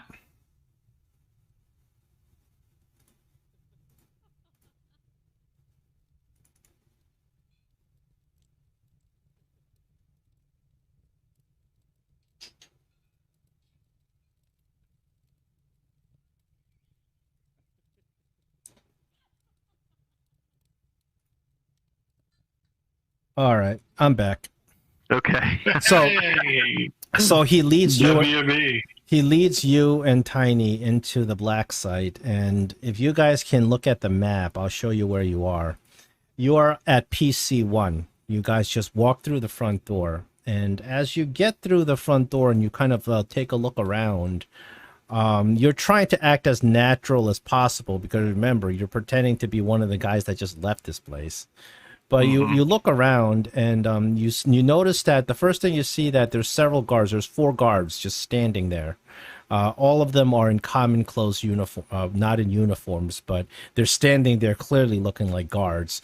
And right in the middle, there's in the middle desk there is a receptionist.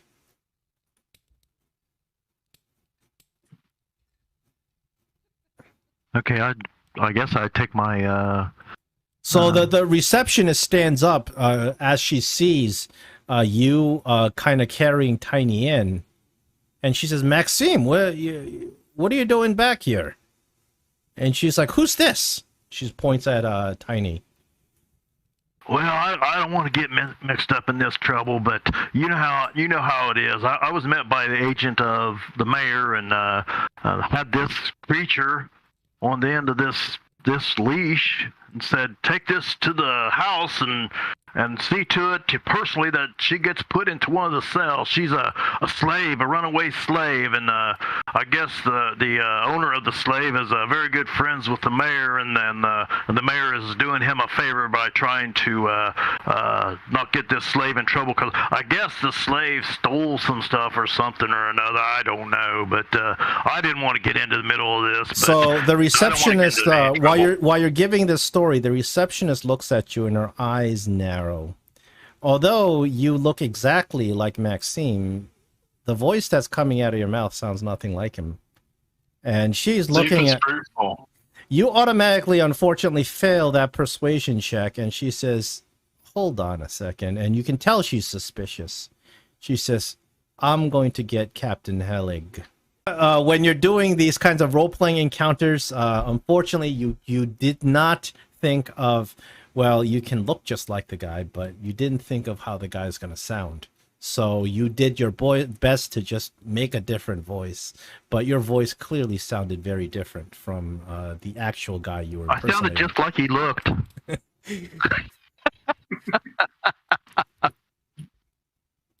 So because of that, you unfortunately have just failed that diplomacy, persuasion, performance check. So she immediately goes upstairs to get the head inquisitor, Captain Helig, and we'll pick up next week.